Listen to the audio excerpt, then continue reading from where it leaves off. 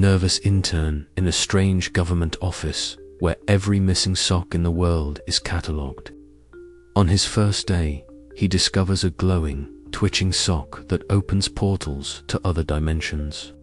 With eccentric mentor Harold, pragmatic Mina, and the mysterious office cat, Mr. Tiddles, Eliot uncovers a conspiracy within the bureau clerks plotting to weaponize the portals. As worlds collide and order unravels, Eliot must balance chaos and control to protect the whimsical magic hidden in the mundane. A witty, surreal adventure about bureaucracy, wonder, and the power of curiosity. Eliot's first day at the Bureau of Lost Socks was, by all reasonable accounts, exactly as uneventful as he had feared it would be. The building itself was an architectural monument to monotony, vast, windowless, and filled with the faint but persistent scent of old paper and forgotten dreams. As he stepped through the heavy glass doors, a wave of nervous anticipation washed over him, mingling with a growing sense of absurdity. Here he was, a fresh-faced intern clutching a flimsy folder of orientation papers, about to lose himself in the labyrinthine corridors of an office dedicated solely to the mysterious disappearance of socks. From the outset, the sheer volume of paperwork was staggering. Eliot found himself surrounded by towering filing cabinets that stretched toward the ceiling, their drawers crammed with mismatched socks catalogued under categories so obscure he suspected many of the clerks themselves had forgotten their meaning. The hum of fluorescent lights, mixed with the shuffling of papers and the low murmur of clerical voices, created a relentless white noise that seemed designed to lull newcomers into a state of bureaucratic coma. Eliot's desk was a cramped cubicle decorated with dog-eared manuals and a small, wilting fern that had seen better days. Ink stains adorned his fingers already, the result of fumbling with pens that seemed to leak at the most inconvenient moments.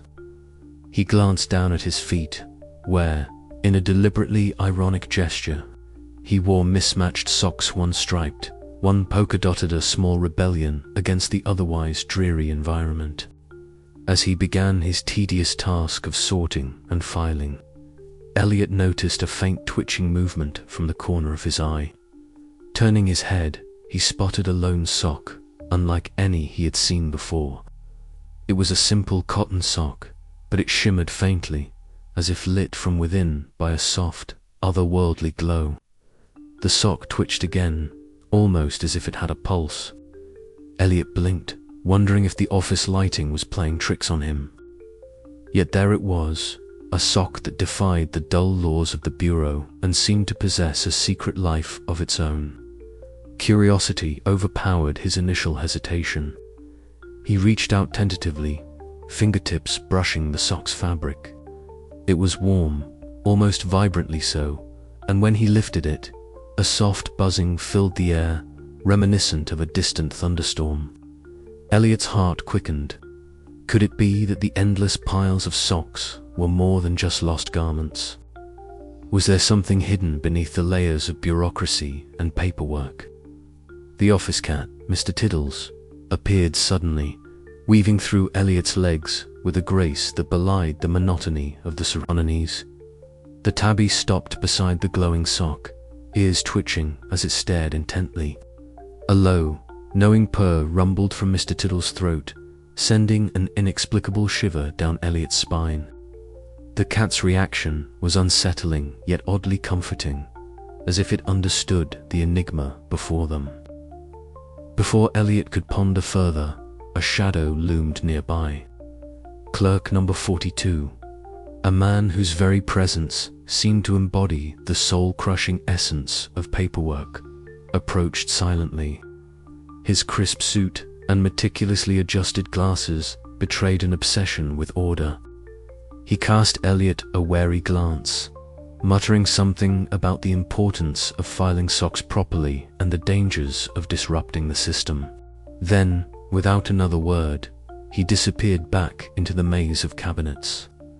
Eliot sat back, the peculiar sock cradled in his hands, feeling a spark of something he hadn't felt in a long time, genuine wonder. The Bureau of Lost Socks was no ordinary office, and this was no ordinary day. Somewhere beneath the layers of tedious forms and stifling protocol, a secret awaited discovery. And Eliot was determined, however overwhelmed, to find out what it was. As the fluorescent lights flickered above, the sock pulsed softly, and Eliot's adventure was just beginning, one mismatched step at a time. Eliot shuffled through the endless maze of filing cabinets that seemed to stretch infinitely in all directions, their metal faces reflecting the harsh fluorescent lights overhead. Each drawer bore a label, but not the kind one might expect. No simple red socks or cotton lefts instead.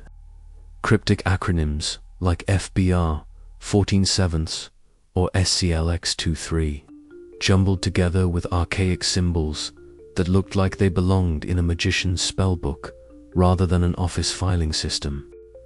He let out a small sigh, adjusting the ill-fitting intern badge pinned crookedly to his threadbare cardigan. The air smelled faintly of paper dust and stale coffee, a scent that seemed to permeate every corner of the Bureau of Lost Socks. Somewhere, a printer whirred sporadically, spitting out forms no one appeared to read. "You look lost," came a voice so dry it might have been carved from old parchment itself. Eliot turned to see a figure hunched over a pile of socks with such intensity it was as if the very fabric held the secrets of the universe. Clerk number 42 was the epitome of bureaucratic obsession, grey suit, glasses sliding down a sharp nose, and an expression blank enough to rival the blankest bureaucrat Eliot had ever encountered. Yet, his eyes flickered with a frantic energy whenever Eliot dared to glance his way. "It's the filing system," Eliot began hesitantly. "How does it work?" Clerk number 42 sighed, a sound like a deflating balloon. "It works because it must. Every sock, every thread, classified by type, origin, loss, circumstance, and quantum probability.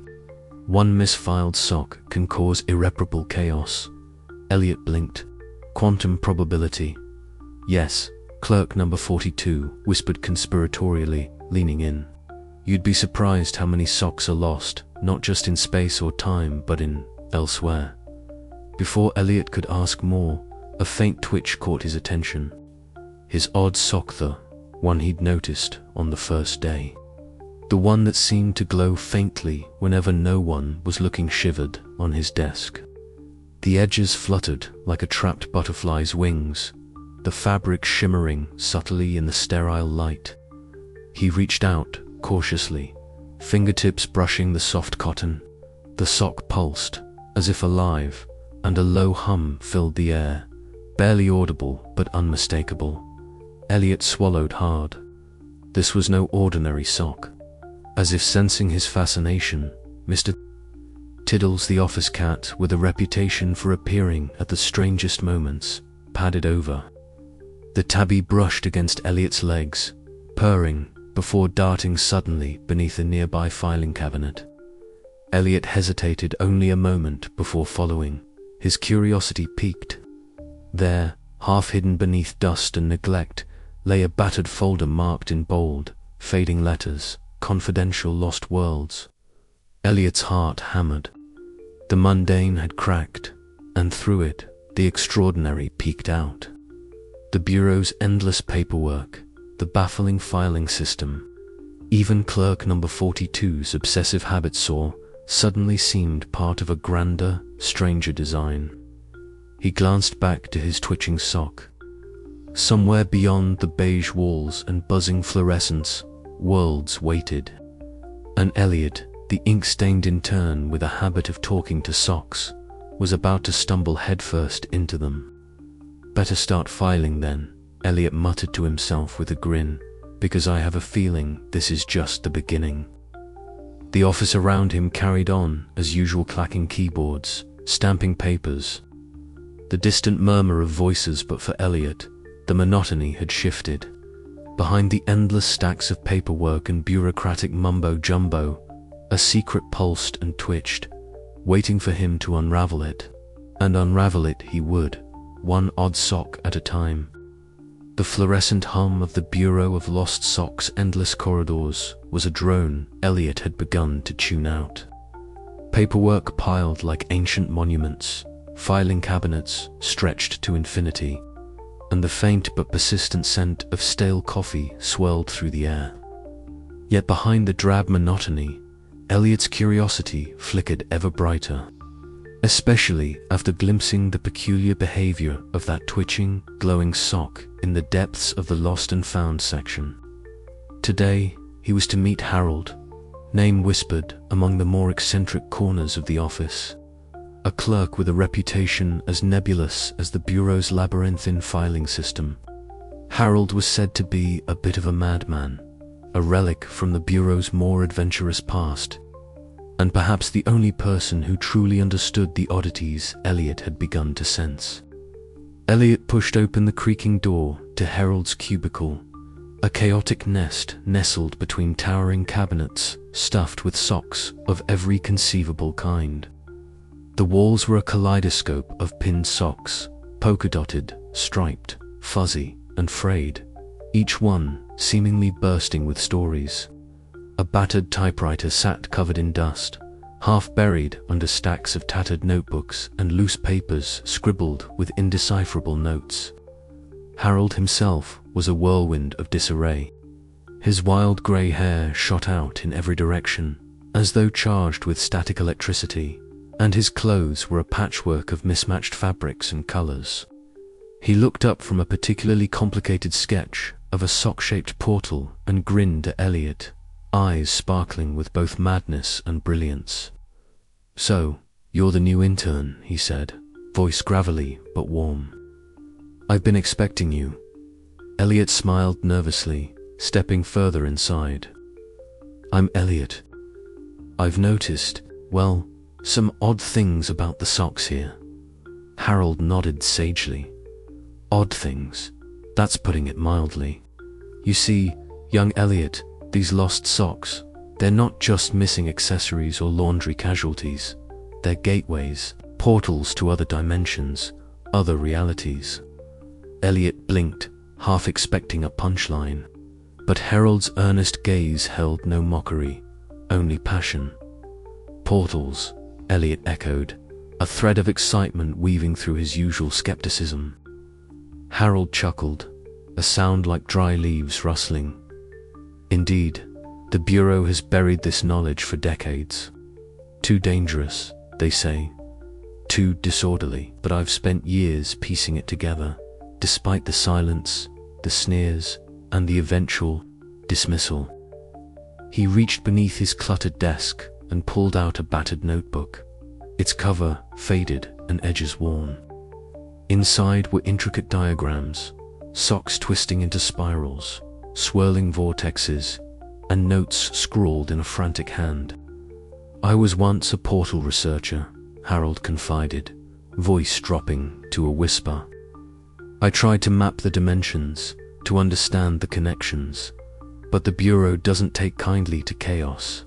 One misstep, one uncontrolled portal, and I was cast out." Eliot leafed through the pages, fascinated despite himself. "So, you think the socks are the keys?"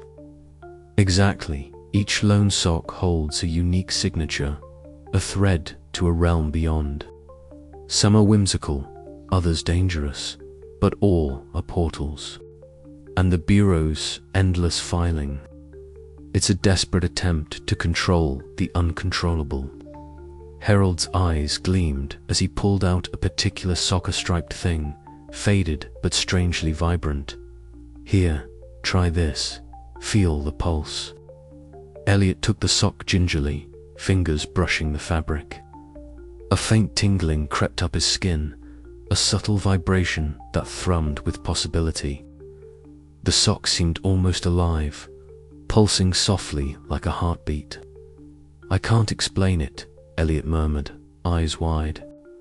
"You don't have to," Harold said with a grin. You just have to believe. The office carried on around them with indifferent routine. The shuffle of papers, the murmur of distant voices, the faint clatter of keyboards. But in the midst of this humdrum backdrop, a secret universe buzzed quietly in the fabric of the lost socks. For Eliot, this meeting marked a turning point. No longer just a bewildered intern, he now had a guide through the bizarre. A mentor who bridged the gap between mundane paperwork and cosmic absurdity. Together, they would delve deeper into the mysteries lurking in the forgotten corners of the bureau. As Eliot pocketed the sock, Harold's gaze softened. Remember, Eliot, in a place like this, the smallest lost things can change everything. And with that, the game was afoot, an adventure tangled in bureaucracy, whimsy, and the infinite possibilities of a single missing sock. The question lingered in Eliot's mind as he left Harold's cubicle, notebook clutched in hand. If lost socks were gateways, what wonders and dangers waited on the other side? Eliot had never imagined that a single sock could change everything. The dull thrum of the bureau's endless filing cabinets and the ceaseless drone of typewriters and printers had been his world for barely a week. But already the monotony threatened to swallow him whole. Yet here he was, standing in a poorly lit storage room, clutching a sock that no one else seemed to notice, a sock that twitched and shimmered faintly as if alive. Harold, the eccentric clerk with wild grey hair and an aura of distracted brilliance, hovered nearby, eyes gleaming with a mixture of excitement and caution. "This one," he whispered, brushing a stray lock of hair from his forehead, "is not just lost, it's a gateway." Eliot blinked, the phrase sounding absurd even as it planted a seed of possibility in his mind. A gateway to what? Harold grinned, revealing a row of slightly crooked teeth. Other worlds, other dimensions. Every lost sock in here. It's a door, waiting for someone curious enough to open it. The air in the storage room felt charged, electric with anticipation. Eliot's fingers trembled as he held the peculiar sock closer. It pulsed gently, a heartbeat of light flickering through its fabric. Around them, the towering filing cabinets seemed to lean in, as if eavesdropping on the moment. "Are you sure this is safe?" Eliot asked, a trace of hesitation in his voice. "Safe?" Harold chuckled. "No, but safe is boring." With a deep breath, Eliot followed Harold's instructions. Focus on the sock's light, let it guide your hand, trust in the impossible. The sock began to swirl, colors blending and twisting like the brush strokes of an abstract painting come to life. The boundaries between fabric and air blurred, and suddenly an opening appeared, a shimmering portal, humming softly with otherworldly energy. Eliot's heart pounded as he took a tentative step forward.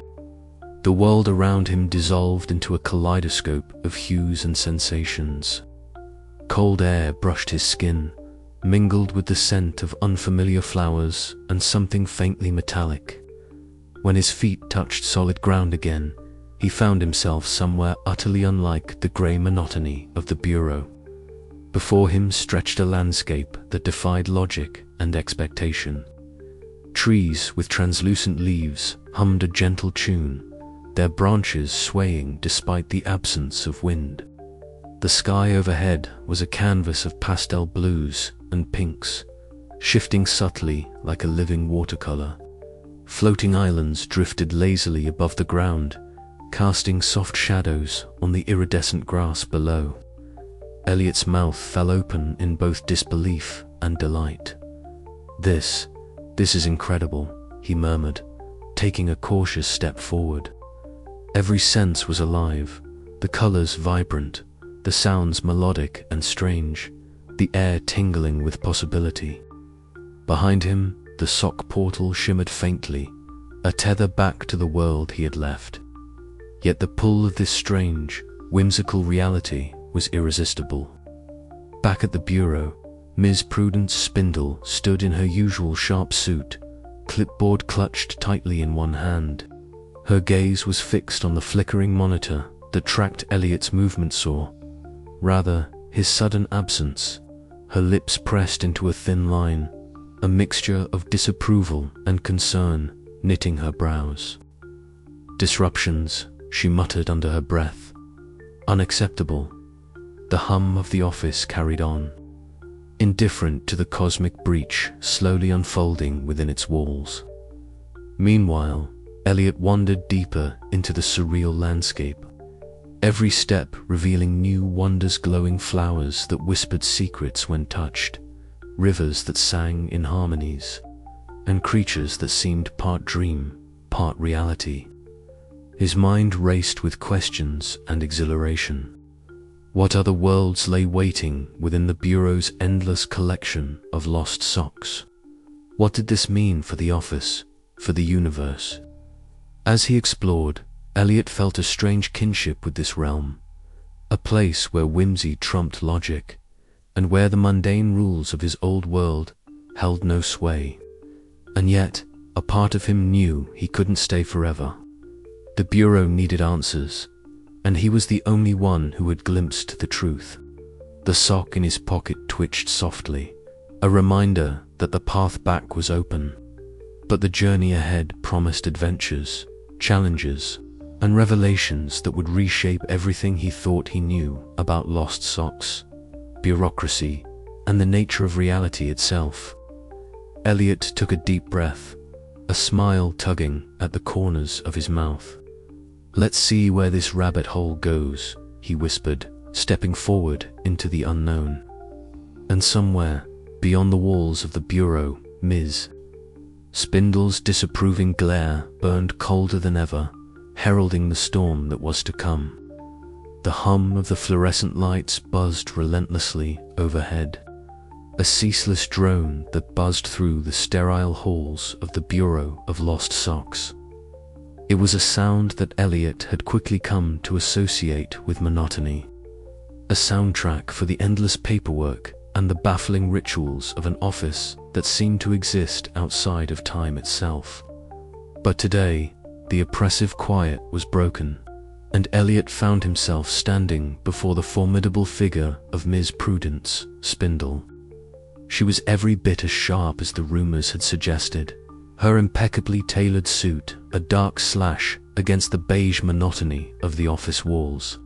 Her clipboard was clutched like a shield or perhaps a weapon, and her glare was the kind of look that could wilt a filing cabinet. Eliot, with his disheveled hair and ink-stained fingers, felt suddenly very small. "Mr. Eliot," she began, voice clipped and cold as the winter air outside the office windows. "I have been reviewing your recent activities, and I must say, your curiosity is most unwise." Eliot swallowed, glancing down at the peculiar sock he had tucked under his arm. The odd sock twitched faintly, its pale glow casting eerie shadows across the polished surface of Spindle's desk. "I am only trying to understand," Eliot managed, his voice a mix of defiance and uncertainty. "There's something about these lost socks. They're not just lost, they're gateways."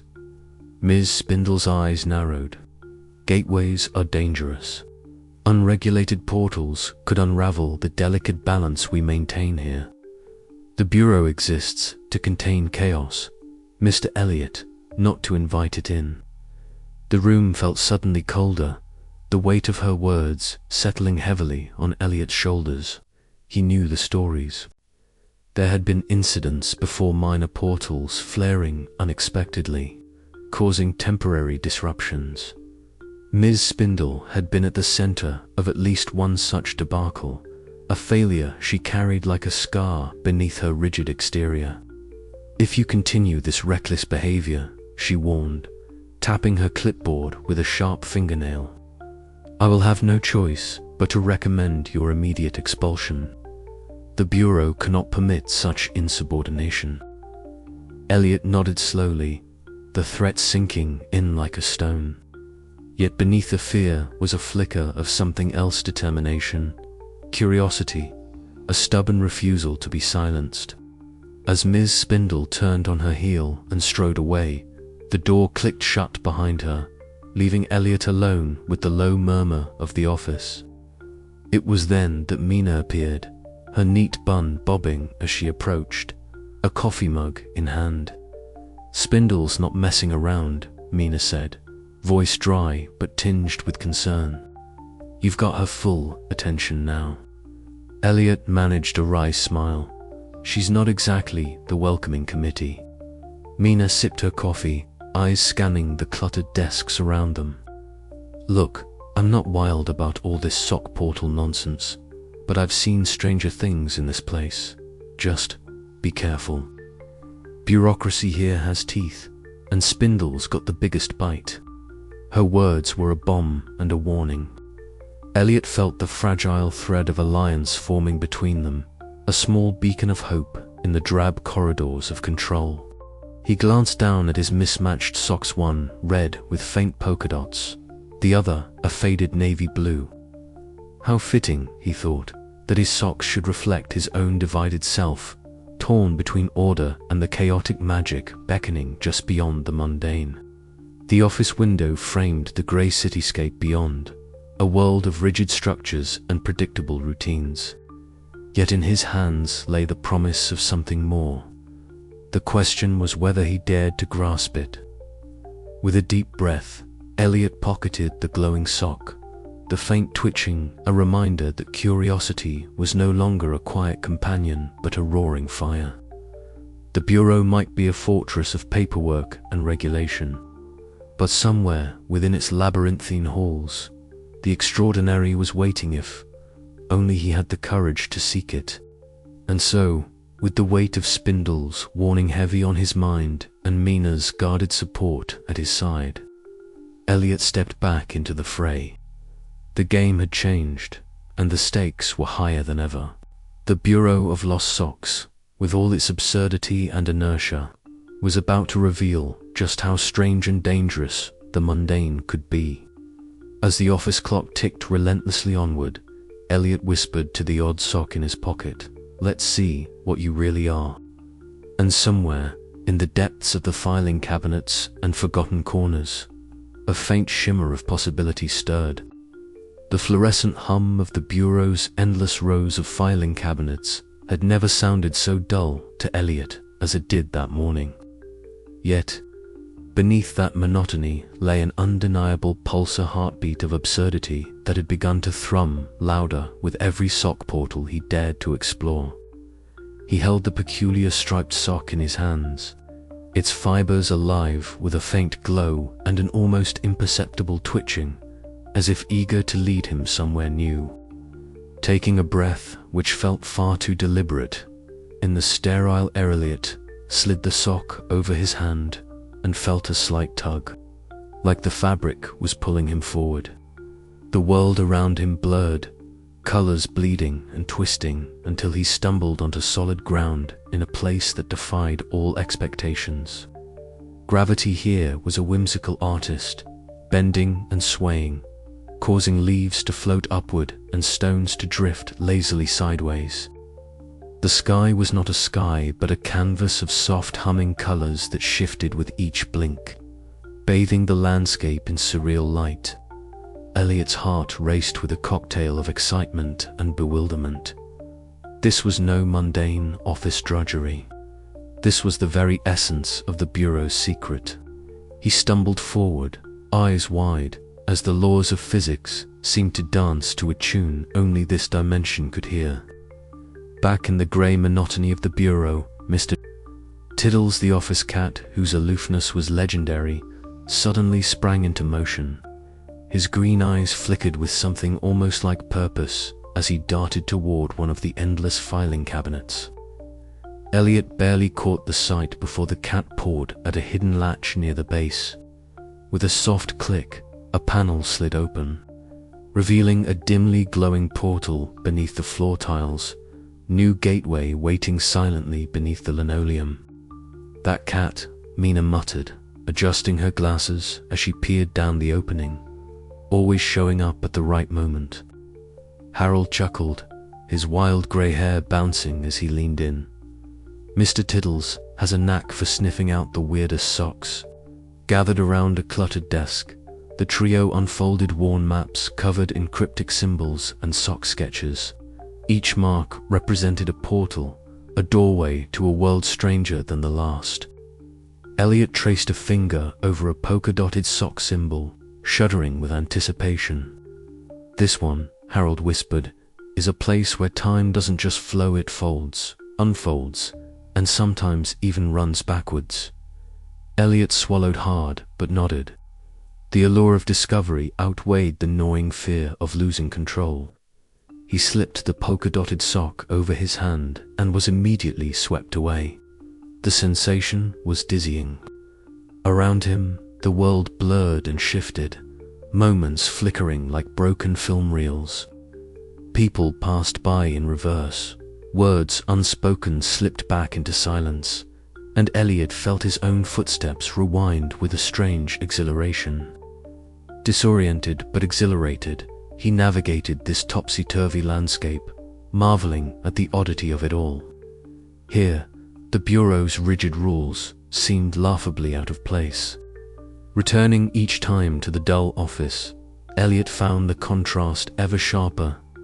The cosmic oddity of these dimensions versus the drab, grey, bureaucratic machine. Yet, with each journey, he felt more certain that the Bureau was not merely an office, but a crossroads of infinite possibilities. Mina, pragmatic as ever, sighed one afternoon amidst the chaos. "You do realize this won't stay a secret forever, right? Ms. Spindle's patience is already wearing thin." Eliot smiled wryly, watching Mr. Tiddles curl up atop a pile of unfiled socks. "Let her try. We're only just beginning to understand what's really here." The office cat blinked slowly, as if in agreement. As the day drew on, Eliot's adventures through the sock portals continued, each more surreal and whimsical than the last. With every step, the divide between order and chaos blurred, and the Bureau hummed quietly beneath it all, a strange nexus of endless paperwork and boundless cosmic wonder, and somewhere, lurking in the shadows of that endless bureaucracy, the wheels of intrigue and opposition began to turn faster than ever before. But for now, Eliot was content to explore, to embrace the absurdity, and to marvel at the worlds hidden in the simplest of lost socks. The adventure was far from over. The fluorescent lights flickered sporadically above the cramped archive room where Eliot crouched beside piles of dusty files. The stale air hung thick with the musk of long-forgotten paper and the faint metallic tang of aged filing cabinets. Across the narrow aisle, Harold's wild grey hair bobbed as he flipped through a brittle folder, his muttered commentary barely audible over the incessant hum. "Here," Harold whispered, eyes gleaming with a mixture of excitement and dread. "This is what I was telling you about. The faction's been hiding these memos for years, carefully masked in bureaucratic jargon.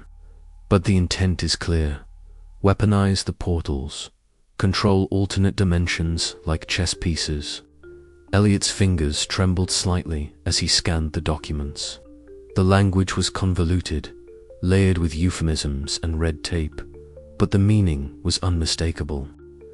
Senior clerks, those who had long feasted on the stability of the Bureau's monotonous order, were conspiring, not just to manage lost socks anymore, but to wield the portals themselves as instruments of power. Why would they want to do that? Eliot asked, voice hushed but urgent.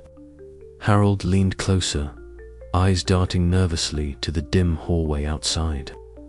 Control breeds safety, or so they tell themselves, but it's fear. Fear that chaos will swallow everything. They think by controlling the portals, they control reality and, by extension, the Bureau. The weight of the revelation settled heavily between them. The absurdity of the Bureau of Lost Socks suddenly felt perilously real. These weren't just misplaced garments. They were gateways that some were willing to exploit for dominion.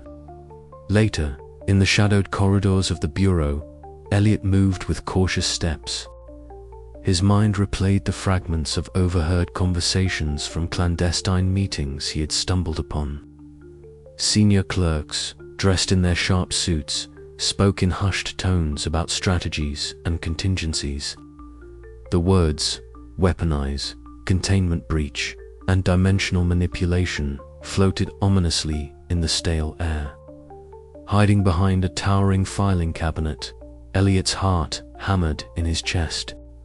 The sterile scent of the office mixed strangely with the faint, almost electric pulse emanating from the peculiar socks stored nearby.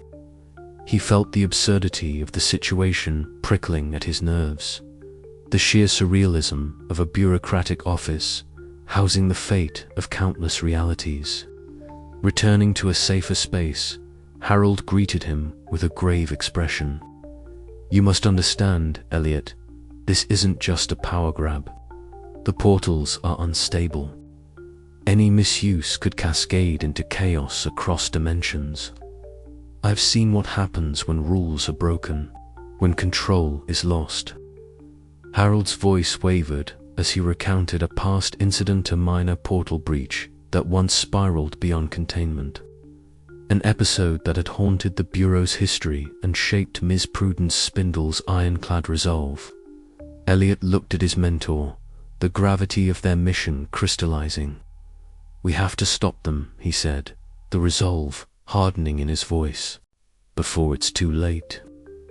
In the dim light of his cramped workspace, Eliot stared at the glowing sock that had first set this journey in motion. Its colors swirled with an otherworldly shimmer, the portal within flickering like a candle struggling against a draft. The weight of responsibility settled upon him. The Bureau, with its endless paperwork and absurd rituals, had become something far more significant, the battleground between order and cosmic chaos. The rogue factions' schemes had been uncovered, but the real battle was only beginning. Eliot knew the road ahead would be fraught with danger, intrigue, and moments so absurd they bordered on the surreal. Yet beneath it all was a strange magic, a whimsical possibility that even the most mundane corners of existence could hold secrets vast and profound. As the portal pulsed softly, Eliot clenched his fists. The Bureau was no longer just a place of lost socks, it was a crucible of realities. And he, the once overwhelmed intern, was poised to become its reluctant champion. The fluorescent lights hummed overhead, casting a sterile glow that seemed to mock the very idea of warmth or comfort.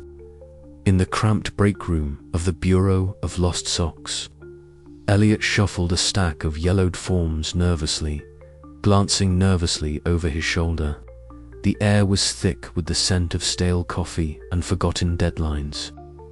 Around the rickety table, Harold's wild grey hair seemed to bristle with static, his mismatched clothes hanging off his lanky frame like a patchwork quilt stitched together by chaos itself.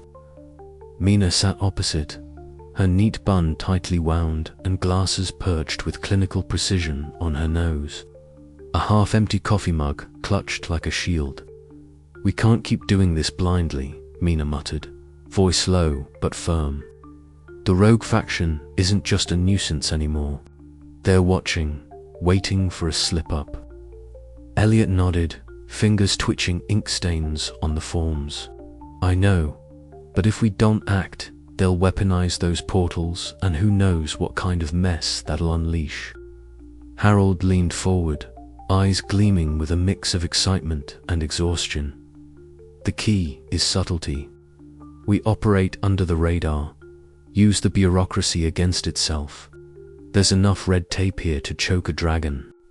The three formed an unlikely trinity: Eliot, the curious intern with a penchant for odd socks and witty quips; Harold, the eccentric former researcher whose mind was a labyrinth of half-baked theories and forgotten experiments; and Mina, the pragmatic realist whose fierce loyalty was tempered by a healthy dose of skepticism. Their first challenge was surveillance. Ms. Prudence Spindle's faction had tightened their grip, installing new monitoring protocols and increasing patrols through the labyrinthine filing cabinets. Eliot had learned to read the patterns of the office, the faint shuffling of papers signaling a clerk's approach, the abrupt silence that meant a camera was sweeping nearby. He moved like a shadow, slipping between aisles and ducking behind towering stacks of paperwork. "Watch your step," Harold whispered one afternoon as they navigated the maze. "Clerk number 42 is on high alert. He's obsessively filing socks in a new, convoluted system. One wrong move, and we're toast." Eliot smirked despite the tension. If socks could talk, I'm sure clerk number 42's filing system would be the punchline of a very dry joke. Mina shot him a look that was half amused, half exasperated. "Just keep moving." The office cat, Mr. Tiddles, proved an unexpected ally. With sleek grey fur and inscrutable green eyes, he prowled the corridors like a silent sentinel. Eliot had noticed the cat's uncanny ability to appear precisely where clues were hidden. One afternoon, as Eliot crouched by a filing cabinet, Mr. Tiddles leaped onto the cluttered desk, scattering papers in a small tempest of chaos. "Mr. Tiddles, you scoundrel," Eliot murmured, eyes following the cat's gaze to a barely noticeable seam in the cabinet's baseboard. Investigating, he discovered a hidden compartment containing a set of cryptic memos outlining the rogue faction's plans. Back in the break room, the mood was tense as Mina confronted Eliot. "This alliance, it's dangerous. We're playing with fire, and Ms. Spindle is the one holding the matches. Are you sure we're ready for this?" Eliot met her gaze, the weight of responsibility pressing down on him. "We don't have a choice anymore. The Bureau's secret is too important to lose, even if it means bending the rules a little." Harold nodded sagely. Chaos and order, two sides of the same sock, eh? Their whispered plans grew bolder as days passed. They orchestrated subtle diversions, planted false leads, and gathered intelligence. Each action a thread in a delicate web designed to ensnare the rogue faction without alerting Ms. Spindle's ever-watchful eye. But the office was a living organism of absurdity and inertia. At every turn, they faced not only human foes, but the maddening labyrinth of bureaucracy itself, a maze of forms, memos, and nonsensical regulations that threatened to grind their efforts to a halt. Late one evening, as Eliot filed a report with meticulous care, a sudden clatter echoed through the silent office. Mr. Tiddles darted past, eyes wild, leading Eliot to a hidden sock drawer ajar and papers strewn about. The rogue faction had left a message, a warning that their game was far from over. Eliot's heart pounded, but a grin tugged at the corners of his mouth. "Game on," he whispered, the absurdity of their situation hanging in the air like the faint scent of lost socks. As the chapter closed, the trio sat once more in the break room, their alliance forged in whispered secrets and shared risks. The Bureau of Lost Socks remained a place of endless paperwork and quiet magic. But now it was also a battleground where wit and will clashed against the relentless tide of order and chaos.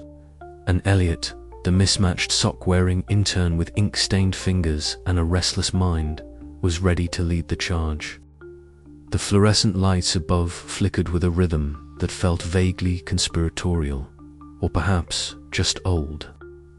As Eliot stepped cautiously between the towering rows of filing cabinets, the claustrophobic scent of aged paper and dust wrapped around him like an old, musty blanket. Behind him, Harold shuffled along, muttering softly about misplaced files and the curious properties of certain sock fibers. while Mina kept a steady hand on her ever-present coffee mug, her eyes sharp and scanning their surroundings with pragmatic vigilance. "I still can't believe they built this place without a fire escape," Eliot whispered, partly to himself, partly to his companions. "It's like some kind of bureaucratic labyrinth designed to trap souls." Harold chuckled, his wild grey hair bouncing. "Ah, but the labyrinth is more than that. Legend has it this maze isn't just storage, it's a nexus, the heart of the Bureau's secret operations, a place where portals converge." Mina raised an eyebrow. Legend, or a convenient excuse for all the lost paperwork? Eliot's gaze flicked to a cabinet that seemed to hum faintly, as if alive. His peculiar sock, safely tucked in his pocket, twitched in response. It was as if the socks themselves were whispering secrets to him, tugging him deeper into the maze. As they ventured further, the cabinets seemed to multiply endlessly, their metal surfaces cold and indifferent. The hum of the building's ventilation was the only soundtrack, punctuated by the occasional creak of settling metal and the distant clatter of files. Suddenly, from behind a particularly tall stack of dusty folders, a figure emerged with the stealth of a shadow and the intensity of a hawk.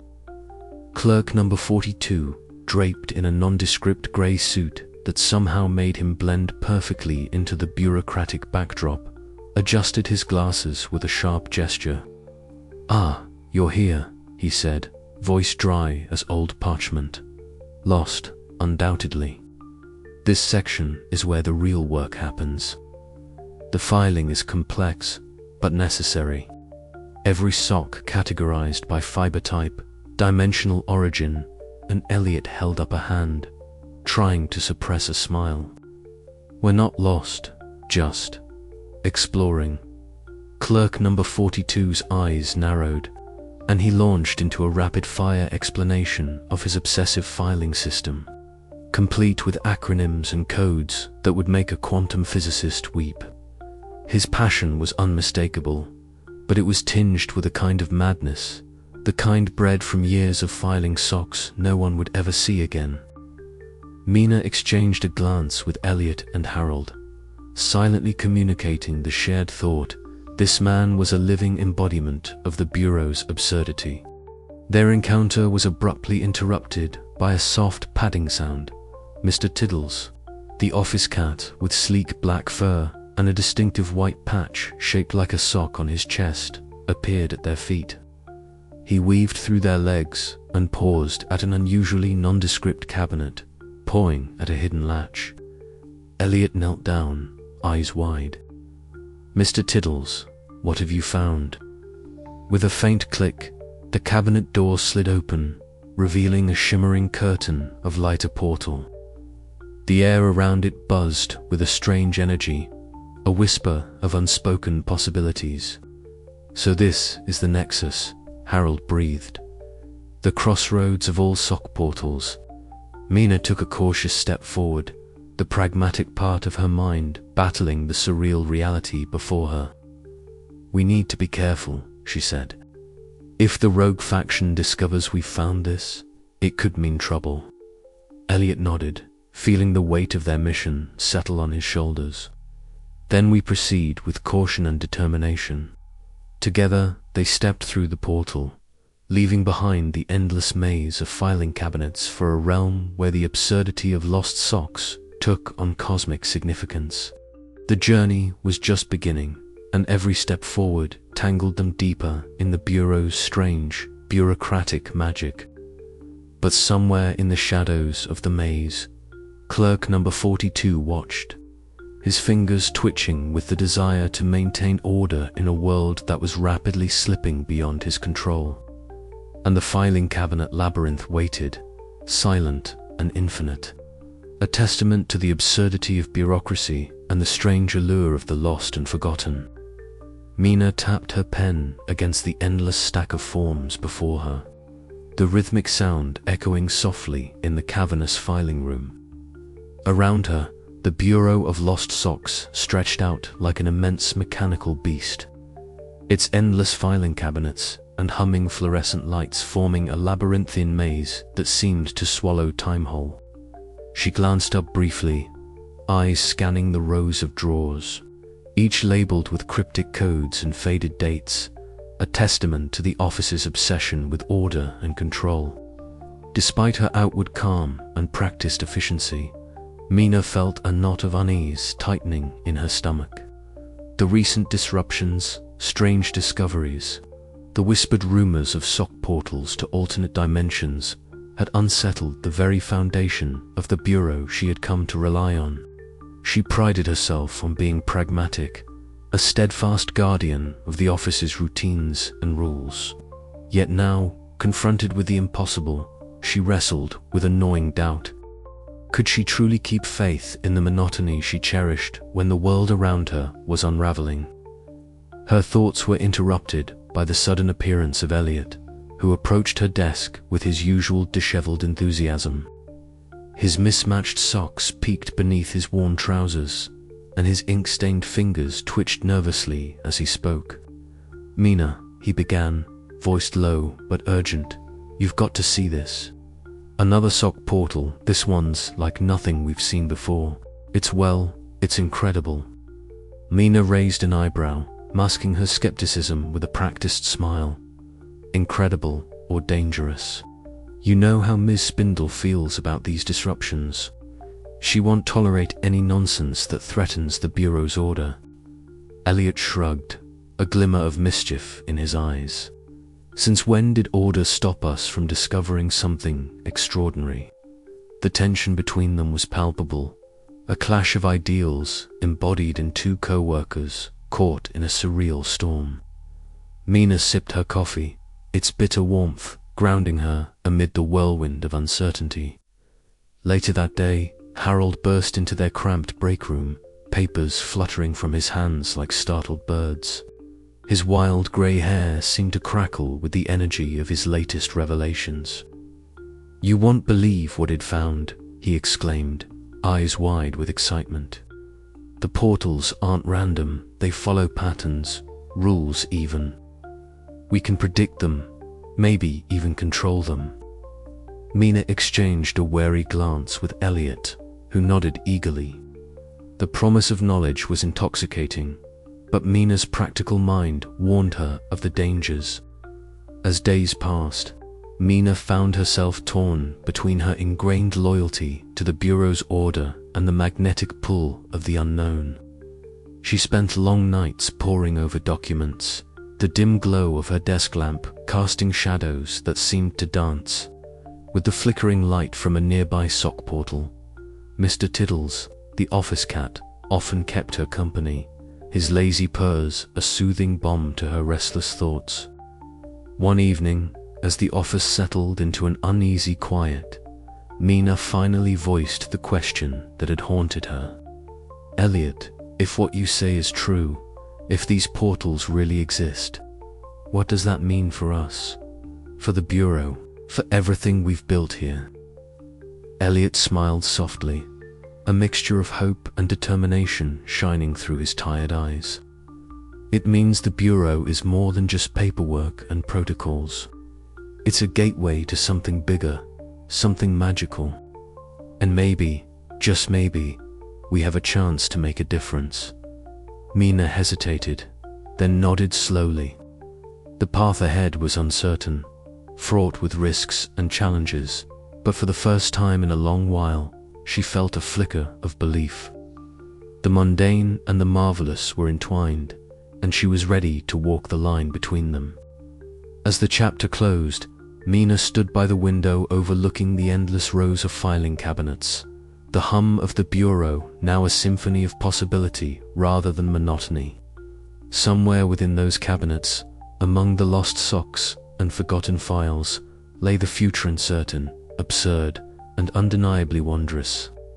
With a decisive sip of coffee, she turned back to her desk, ready to face whatever came next. The days that followed brought a shift in the office's atmosphere.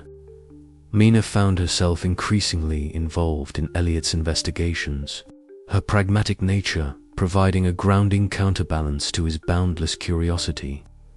Though skepticism still flickered beneath her expressions, she began to embrace the strange new reality that the Bureau held secrets far beyond mere lost socks.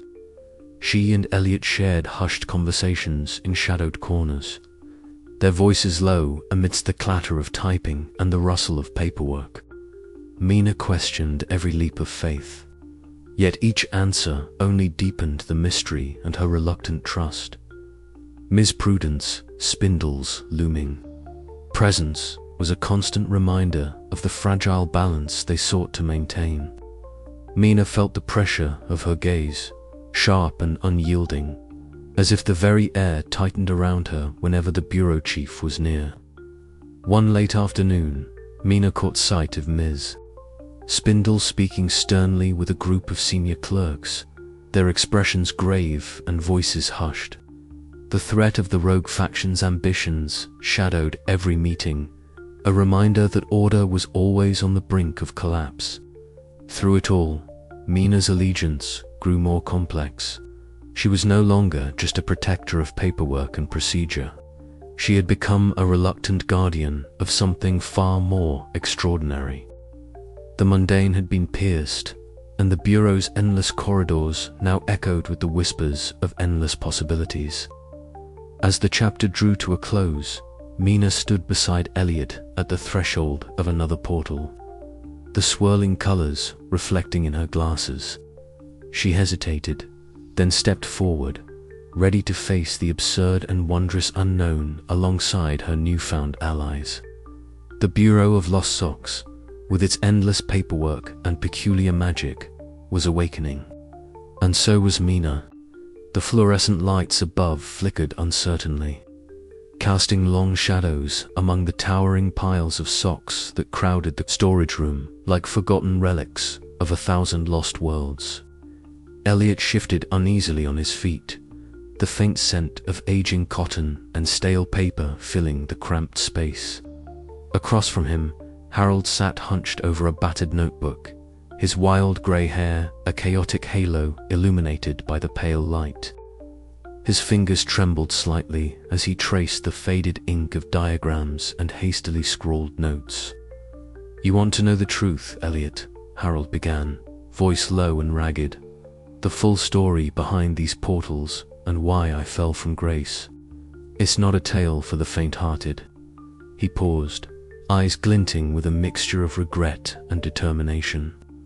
"But if anyone can make it right, it's you." Eliot leaned in closer, the odd sock in his pocket twitching faintly as if eager to hear the confession.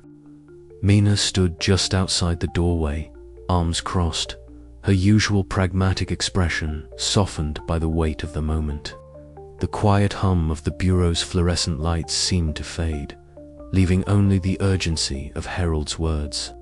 "Years ago," Harold continued, "I was part of a research team investigating the potential of lost socks as dimensional gateways.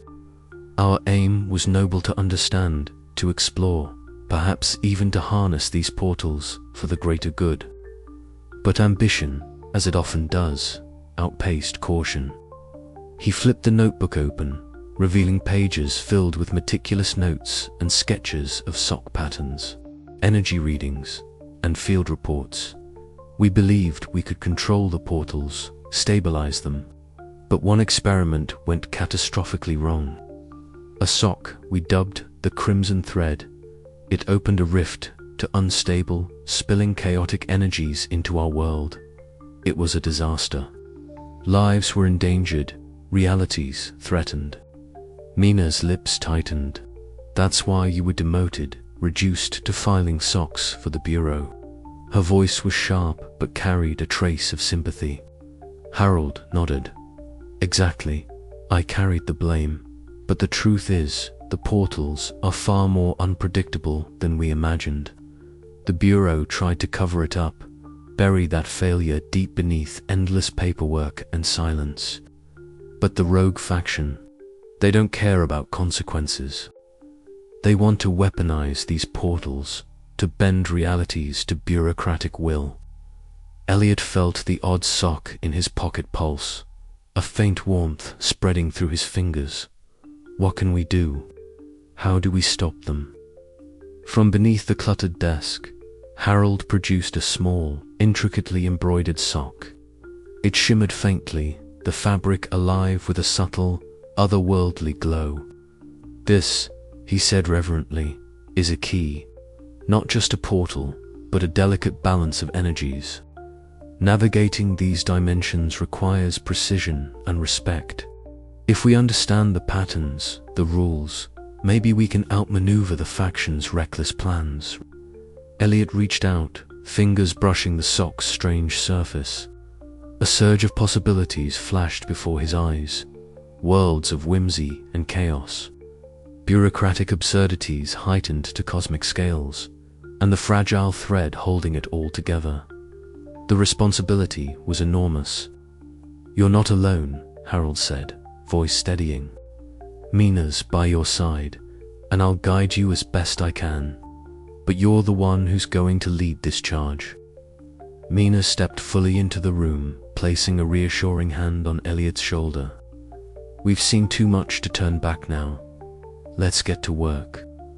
The trio gathered around the cluttered desk, poring over Harold's notes and diagrams, the weight of history and hope intertwined in the faded pages, as the office noises of distant typing and rustling papers faded into a determined silence.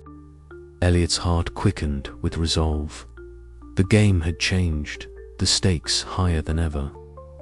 Outside the storage room, the corridors of the bureau hummed with indifferent bureaucracy, unaware that within these walls, a fragile alliance was forging a new path, one that might just save their reality from unraveling. As the chapter closed, Eliot glanced once more at the glowing sock in his hand, the pulse steady and sure. The journey from intern to savior was only beginning, and the absurd dance of socks and dimensions awaited its next act.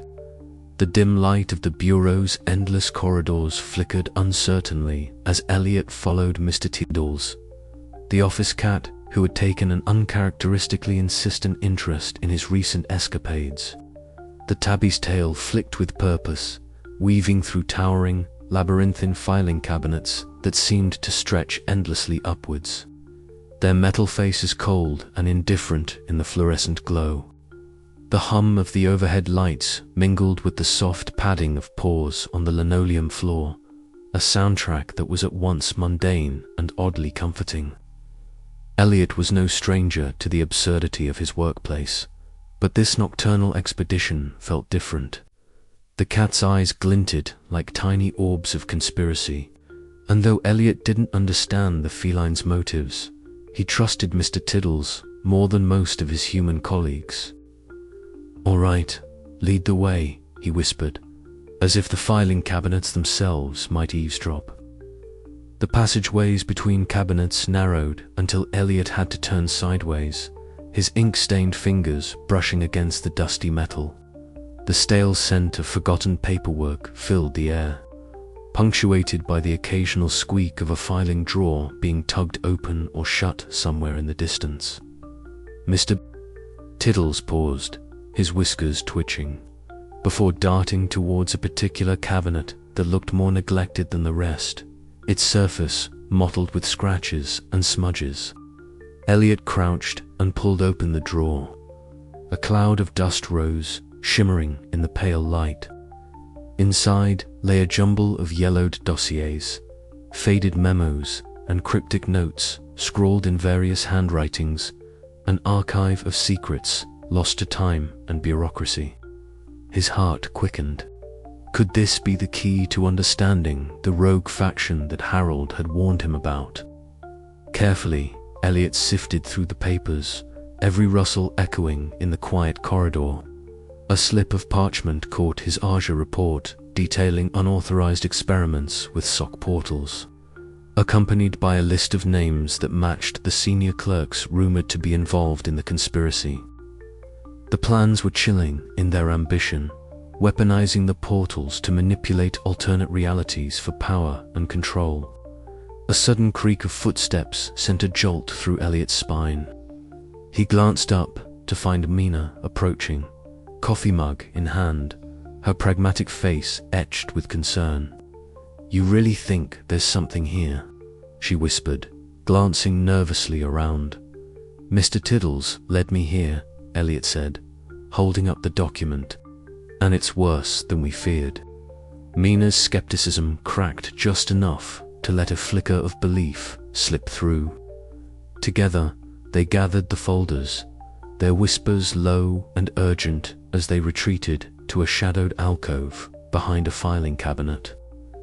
The scent of old paper mixed with the faint aroma of coffee and the faintest hint of the cat's musk.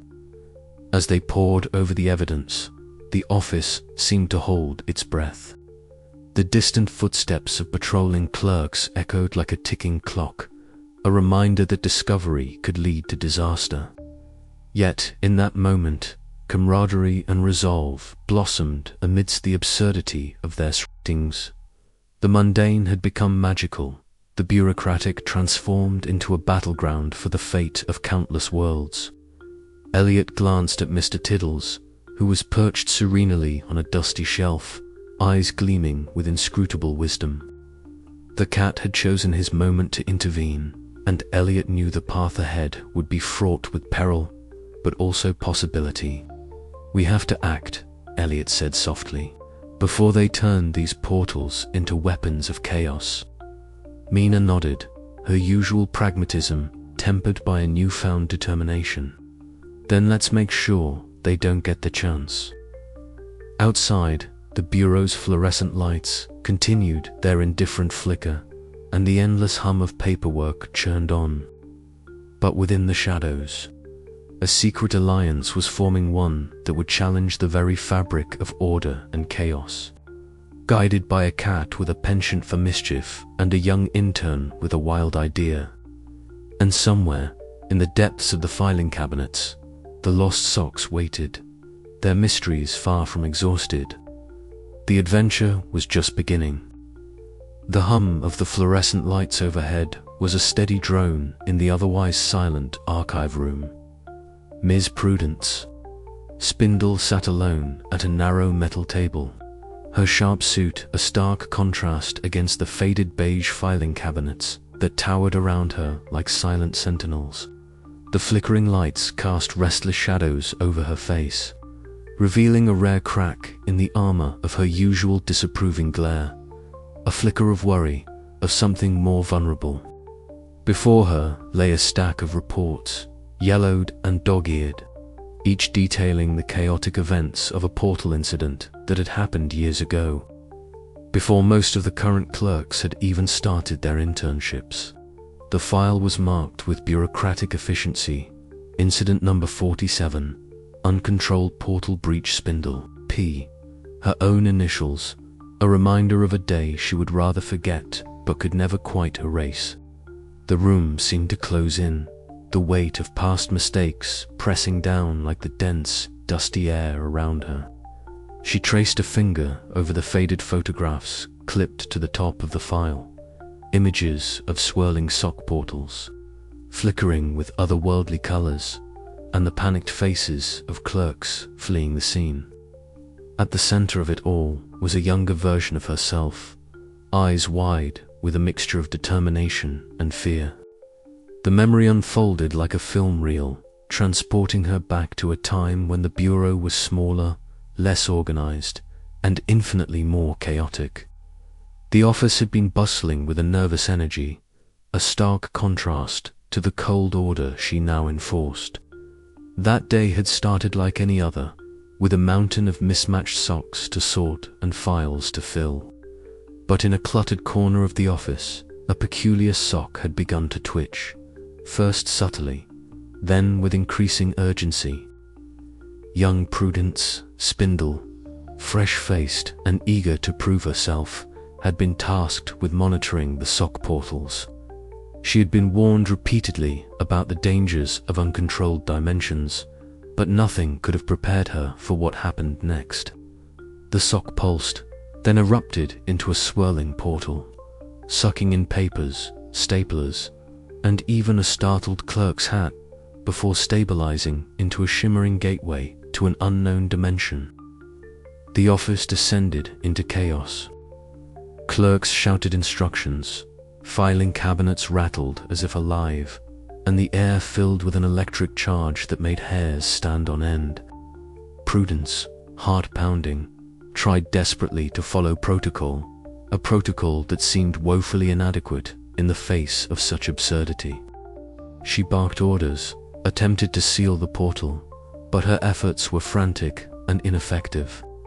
Her failure was inevitable.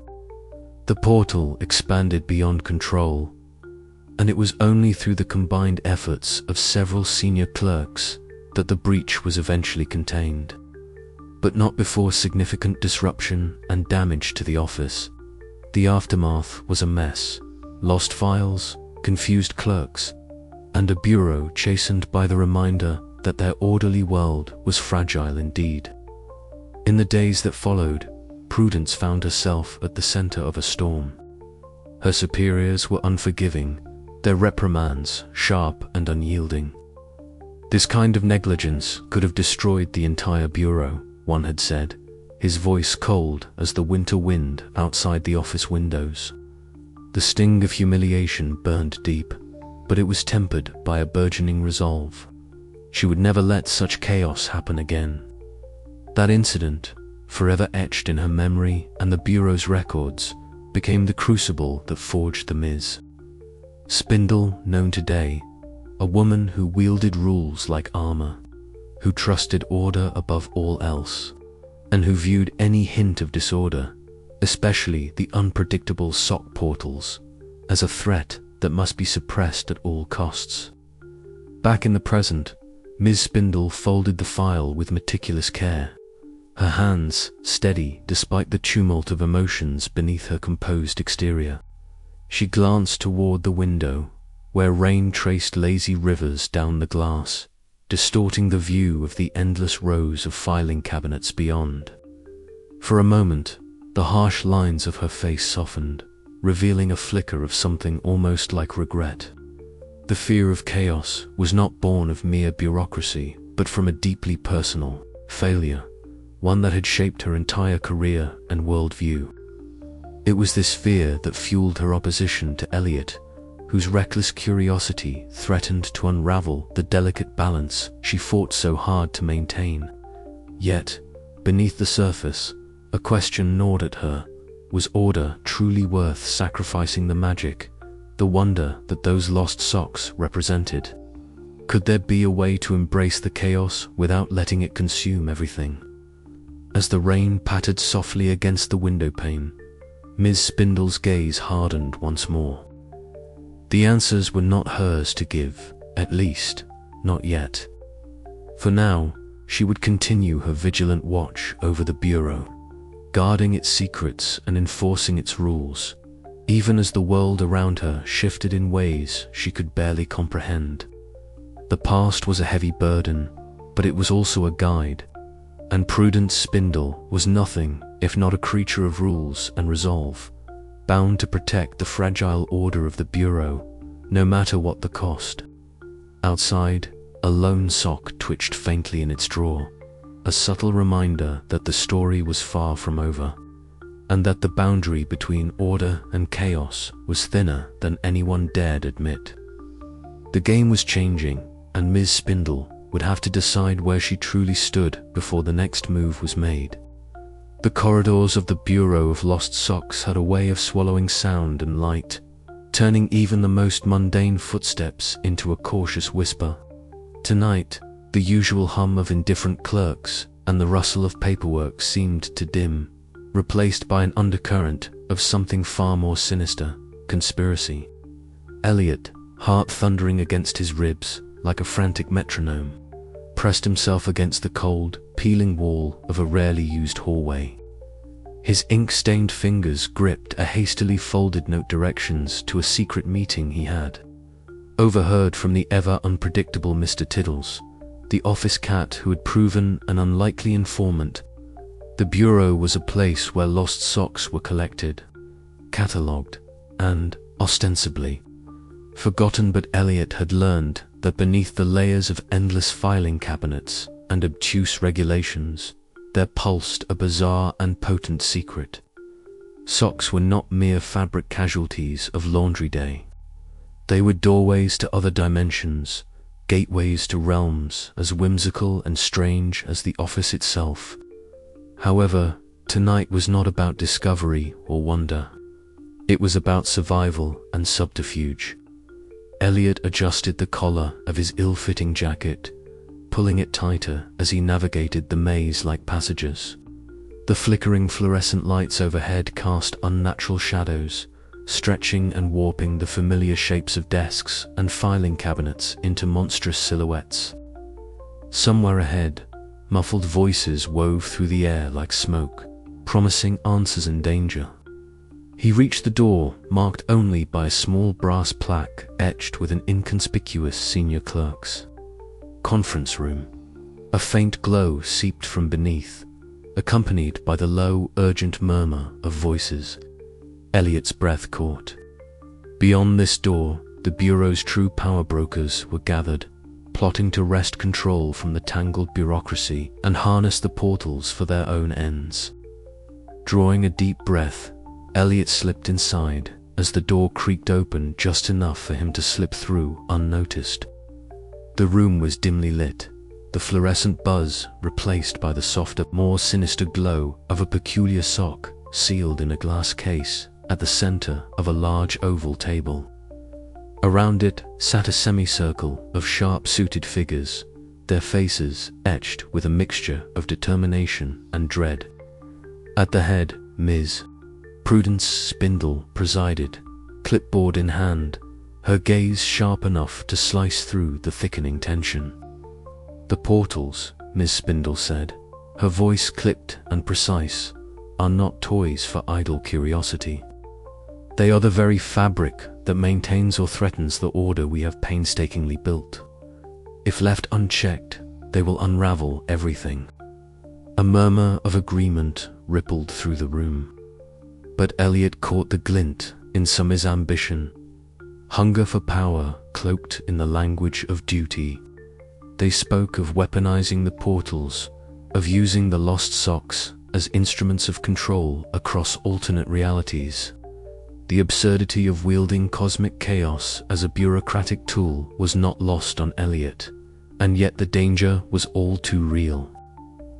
Crouching behind a towering filing cabinet, Eliot struggled to steady his racing pulse as he jotted down notes with a stolen pen.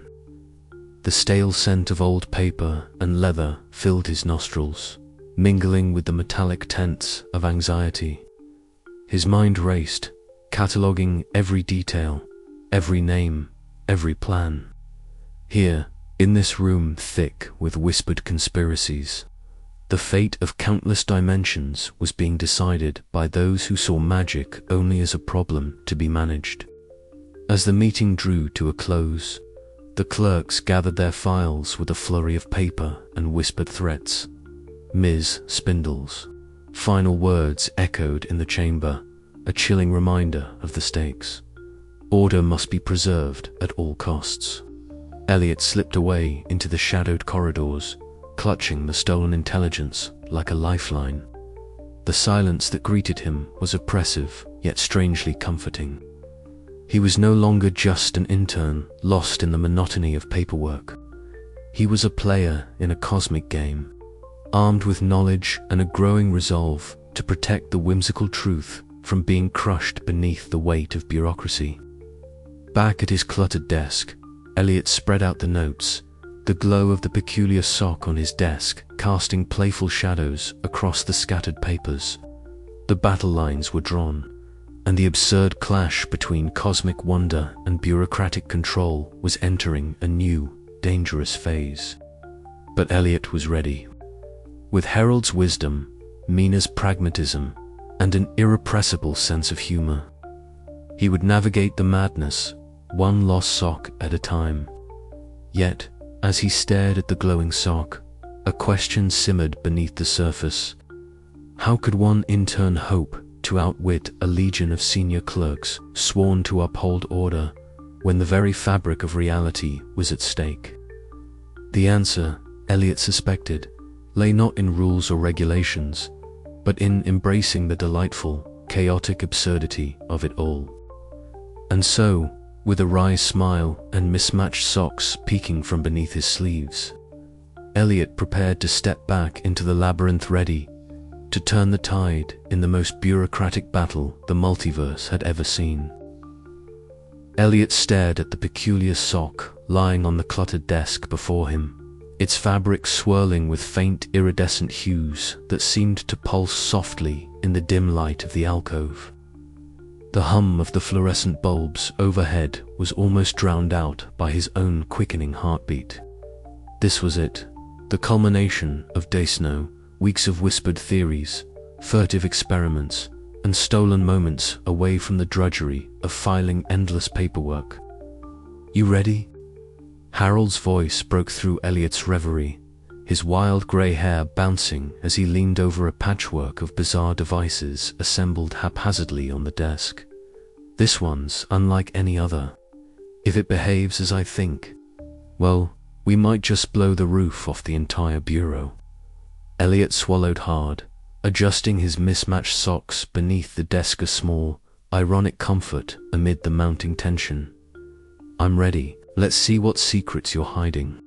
With a careful, almost reverent touch, Eliot pressed the sock against an odd contraption that resembled a cross between a filing cabinet handle and a Geiger counter.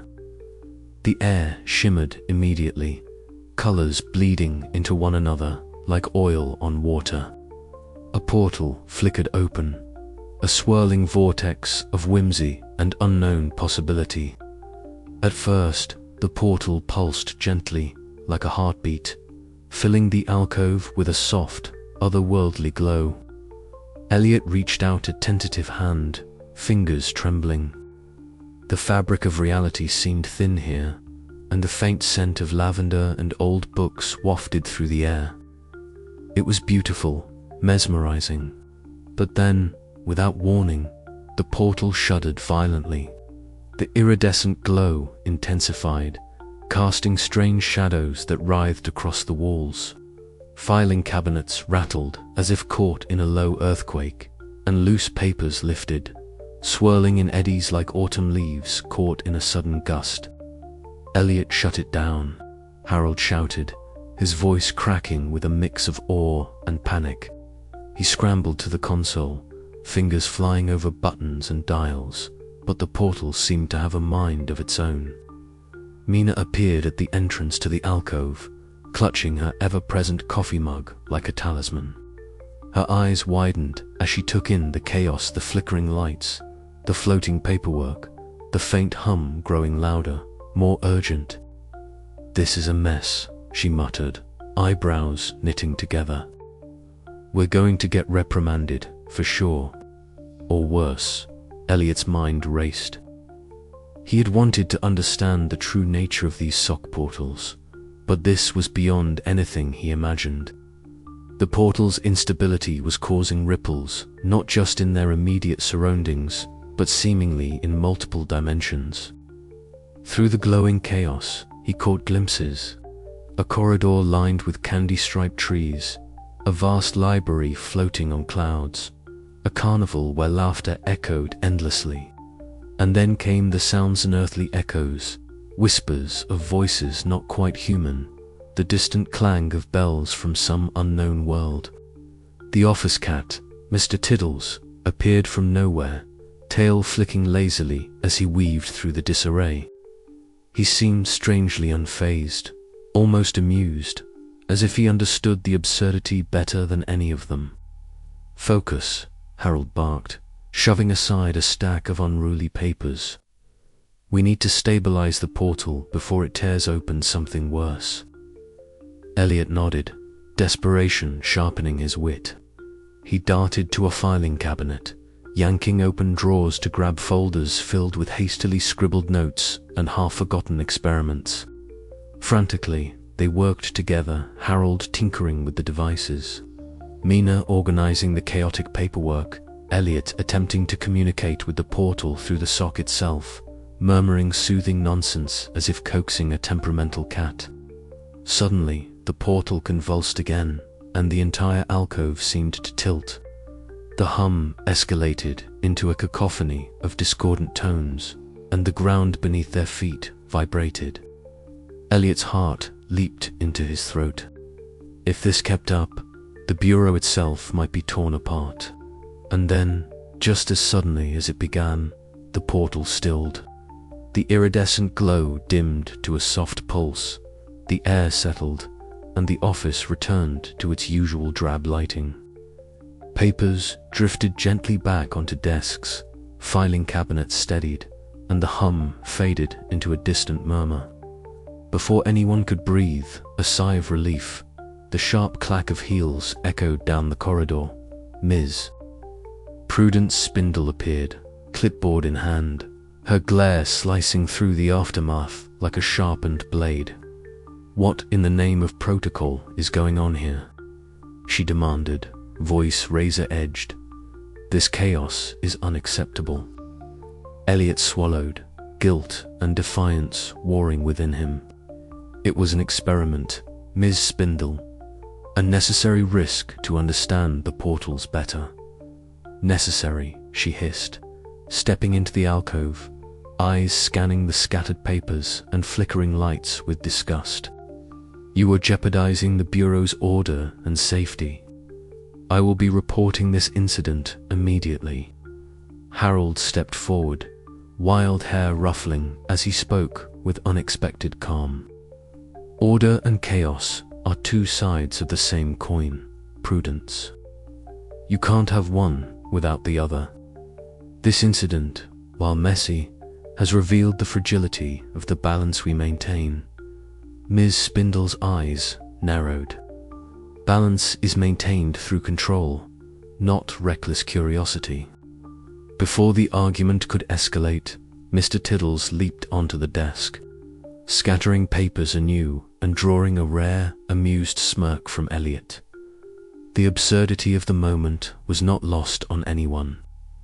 As the tension hung thick in the air, Eliot realized that this incident was more than a simple mishap. It was a turning point a sock too far into the unknown, exposing the Bureau's precarious hold on the multiverse and setting the stage for the battles and revelations yet to come. And as the portal's soft glow pulsed faintly once more, Eliot knew there was no turning back. The Bureau of Lost Socks was about to change forever. The aftermath of the portal incident stretched across the following days like a slow-moving storm. The normally staid corridors buzzed with whispered rumors and furtive glances. Eliot found himself at the center, a reluctant figurehead of chaos wrapped in mismatched socks. Ms. Spindle's presence was more oppressive than ever. Clipboard clutched tightly, she prowled the office, enforcing stricter regulations and issuing terse warnings. "No more experiments," she declared in a meeting that felt more like a tribunal. "We must preserve order." But Eliot knew better. The incident had opened something deeper, a crack in the bureaucratic facade that hid a universe of possibilities.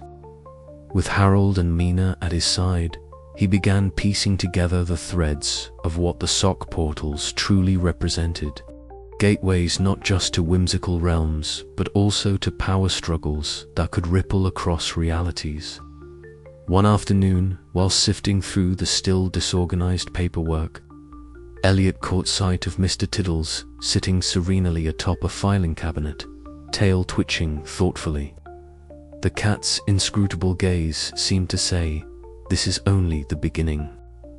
Eliot smiled wryly and adjusted his mismatched socks. "Then let's make sure we're ready." The Bureau of Lost Socks, with all its absurdity and endless paperwork, was alive with new meaning. And somewhere, deep within the labyrinth of filing cabinets and forgotten corners, the peculiar sock pulsed softly, waiting for the next adventure. The air in the dimly lit filing cabinet labyrinth was thick with anticipation and the faint scent of old paper mixed with something indefinably electric.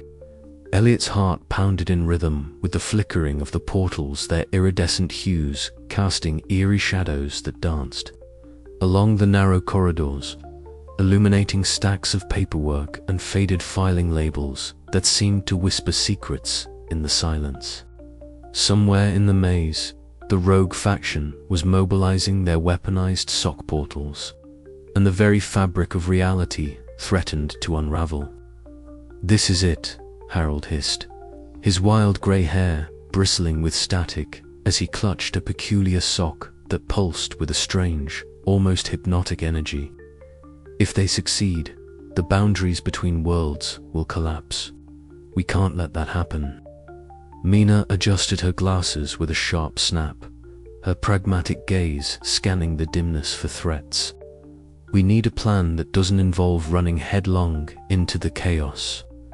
Bureaucratic or not, this office has rules even if they're maddeningly obtuse." Eliot swallowed his nervousness, the ink stains on his fingers suddenly feeling heavier. "So, what? We out-bureaucrat the bureaucrats?" "Precisely," Harold said with a grin. "And maybe throw in a bit of interdimensional mischief." Suddenly, a ripple of discordant light burst forth as a portal near the faction's makeshift command flickered violently, spilling bursts of shimmering energy that warped the air. Eliot caught sight of Ms. Prudence Spindle standing rigid at the center of the storm, her sharp suit billowing as sheets of paperwork swirled like autumn leaves caught in a tempest. Her clipboard, usually the symbol of her ironclad control, trembled in her hands. "Order," she barked, her voice slicing through the chaos. "Contain the breach." But the breach was no longer just a bureaucratic inconvenience. It was a living, breathing anomaly, a chaotic pulse that twisted the very essence of the office. Filing cabinets groaned as they stretched and warped. Corridors bent into impossible geometries, and the hum of fluorescent lights distorted into eerie, otherworldly tones. Eliot darted forward, dodging a sudden cascade of sentient paperclips that clattered and chattered like metallic jesters, their animated forms gleaming with mischievous intent. The absurdity of the moment was not lost on him. The very tools of bureaucracy had become agents of chaos. "Mina, watch out," he shouted as a particularly bold paperclip lunged toward her coffee mug, sending it tumbling in slow motion. "Honestly," Mina muttered, swiping the paperclip away with a flick of her wrist, "I'm starting to think this place is cursed." Harold's fingers danced over the pulsating sock, which seemed to resonate with the ambient chaos. "If we can recalibrate the portal's frequency," he explained breathlessly, "we might collapse the faction's control matrix long enough to sever their hold." Eliot nodded, feeling a surge of determination. "Then, let's do it. For the Bureau and for the lost socks."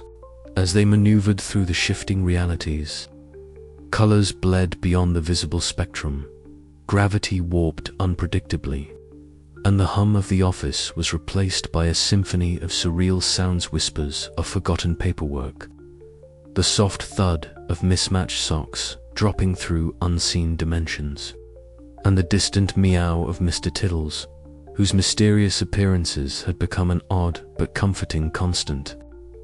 The confrontation reached its crescendo in a vast chamber where portals overlapped, creating a kaleidoscope of impossible vistas. The rogue faction's leader, a stern-faced clerk armed with a weaponized sock, advanced with bureaucratic zealotry fueling his every move. "You don't understand," he sneered. "Control is the only way to prevent chaos." "Control is an illusion," Eliot replied, stepping forward with a wry smile, "especially when it's enforced by paperwork and fear." A chaotic battle ensued, blending slapstick moments, like a rogue stapler firing staples like shurikens with cosmic stakes, as socks transformed into portals and corridors folded in on themselves.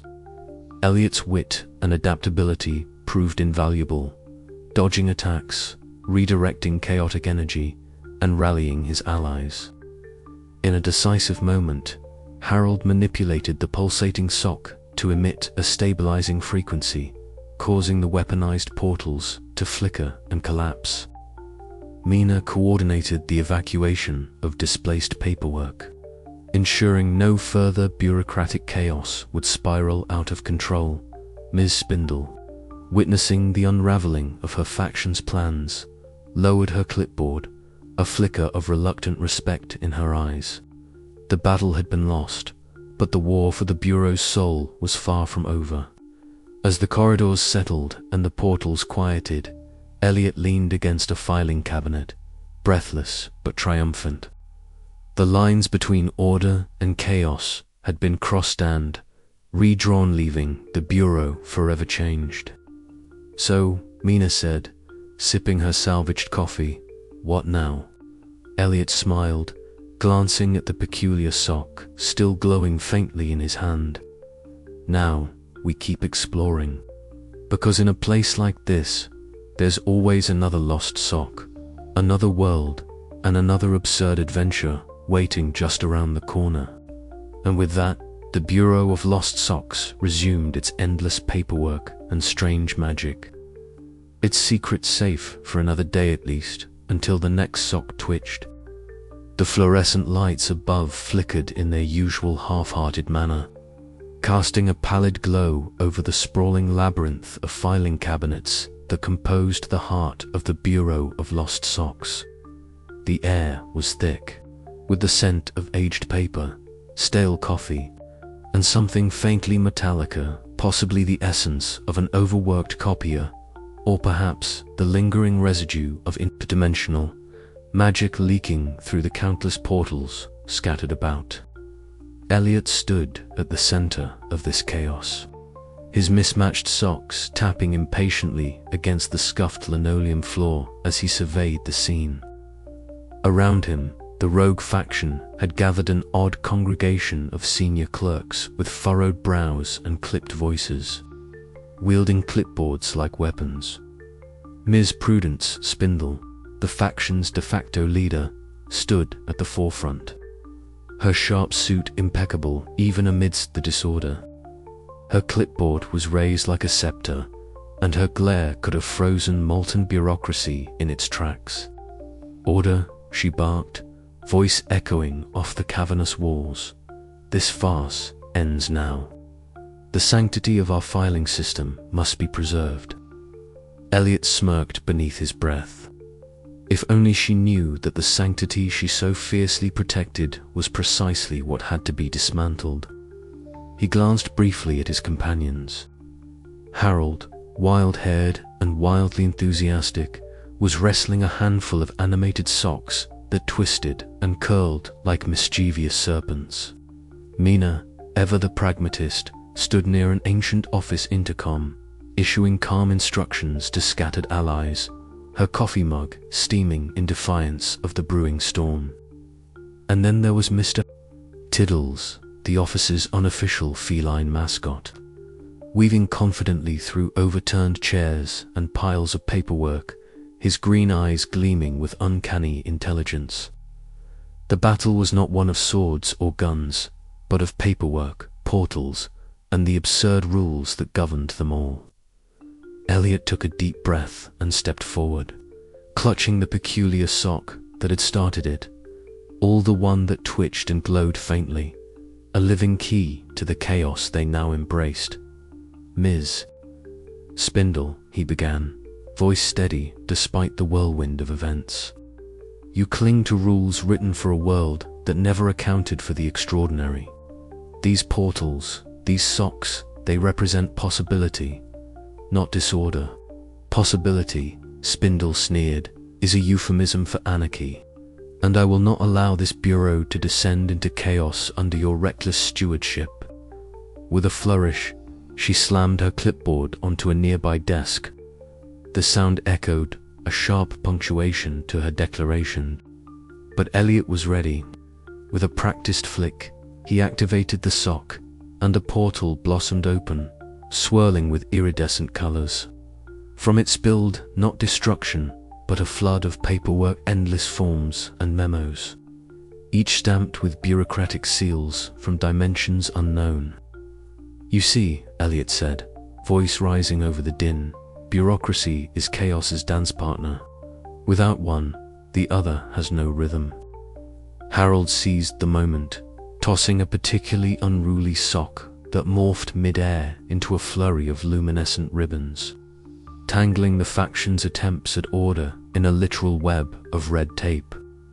Mina, ever resourceful, keyed a series of commands into the intercom, summoning reinforcements from distant corners of the office. Clerk number 42 appeared, clipboard clutched tightly, eyes wide with a mixture of confusion and excitement. "Rule 47B, Section 12, he intoned robotically, permits the use of dimensional anomalies in emergency bureaucratic procedures." "Exactly," Eliot grinned. "Let's make this an emergency worth remembering." The battle unfolded as a surreal ballet of paperwork storms, shifting portals, and witty repartee. Ms. Spindle attempted to regain control, brandishing her clipboard like a shield. But the very rules she revered turned against her as Eliot cited obscure clauses and loopholes with gleeful precision. Each attempt to impose order only opened new cracks where chaos could seep through. Somewhere in the melee, Mr. Tiddles darted past, his soft paws silent against the floor as he led Eliot to a neglected filing cabinet, its door slightly ajar. Inside lay the key evidence, the faction's own plans, carelessly filed under miscellaneous. Eliot snatched the documents, waving them triumphantly. "It's over," he declared. "Your plans have been archived and, thus, neutralized." A collective groan rose from the faction as their schemes unraveled like ill-fitted socks. Ms. Spindle's glare faltered, her clipboard lowered in reluctant concession. Eliot stepped back, heart pounding with exhilaration. The bureau was still a mess, a beautiful, absurd mess, but for the first time in a long while, it felt alive with possibility rather than stifled by stagnation. "Balance," he whispered to himself, glancing once more at the glowing sock in his hand. "That's what we need. A balance between order and chaos, rules and whimsy." As the portals flickered and faded, the paperwork settled into neat piles, and the office hummed with a renewed energy. Eliot's journey was far from over, but the absurd battle had been won, and somewhere in the depths of the bureau, the socks waited ready to open new doors, new worlds, and new stories. The battle was absurd, the stakes were cosmic, and the Bureau of Lost Socks would never be the same again. But the question lingered, teasing at the edges of Eliot's mind. How does one govern chaos without becoming its prisoner? The answer, like a missing sock, was elusive, but the adventure, as always, was worth the chase. The aftermath of the conflict settled over the Bureau of Lost Socks like a thick fog, settling into every crevice and cranny of the labyrinthine office. Filing cabinets stood slightly ajar, their doors swinging like tired eyelids after a restless night. Papers lay scattered across desks and floors, some fluttering gently from the soft hum of the flickering fluorescent lights, others stubbornly clinging to their places, as if refusing to acknowledge the chaos that had just transpired. The once pristine monotony of the bureaucracy was now a patchwork of disorder and hesitant hope. Eliot leaned heavily against the doorframe of the main filing room, his mismatched socks peeking out from under his rumpled trousers. His ink-stained fingers twitched as he absent-mindedly traced invisible patterns on the chipped wooden surface. Around him, the sounds of the office awakening from its shocked stupor echoed, the rustling of papers being gathered, the low murmur of clerks exchanging tentative words, the occasional clatter of a dropped stapler. It was as if the bureau itself was breathing, trying to steady its pulse after being jolted awake. "Well," Eliot muttered, to no one in particular, If this isn't the strangest Monday I've ever seen." Harold appeared beside him, his wild grey hair even more disheveled than usual, a crooked smile tugging at his lips. "Strange Mondays are the Bureau's specialty," he replied, eyes twinkling despite the exhaustion etched into his face. "But I dare say this one takes the cake." They moved together through the office, careful not to step on the piles of socks that still littered the corridors, some clean, others mangled and forlorn.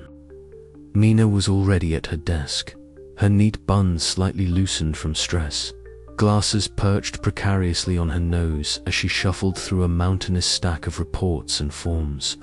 Her ever-present coffee mug steamed gently, a small island of normalcy amid the chaos. "We need to get this place sorted," Mina said without looking up, her tone pragmatic but laced with fatigue. "The higher-ups will want reports, explanations, and assurances. And frankly, I'm not sure we have any of those right now." Eliot nodded. "The sock portals. They're not going anywhere. The Bureau has to accept that. But how do we keep order without crushing the magic that's been unleashed?" Mina sighed, rubbing her temples. "Maybe by accepting that some things can't be controlled." Their conversation was interrupted by the sharp footsteps of Ms. Prudence Spindle, clipboard in hand, slicing through the room like a blade of bureaucratic resolve. Her trademark sharp suit seemed almost out of place in the disheveled setting, and her disapproving glare scanned the room with practiced precision. "This state is unacceptable," she intoned, her voice cold but tinged with a reluctant undercurrent of concern. "Order must be restored before the next audit." Eliot exchanged a glance with Harold and Mina, sensing the familiar rigidity that had once been their opposition, now tempered by a grudging respect born from shared ordeal. "Ms. Spindle," Eliot began cautiously, "perhaps there's value in rethinking what order means around here.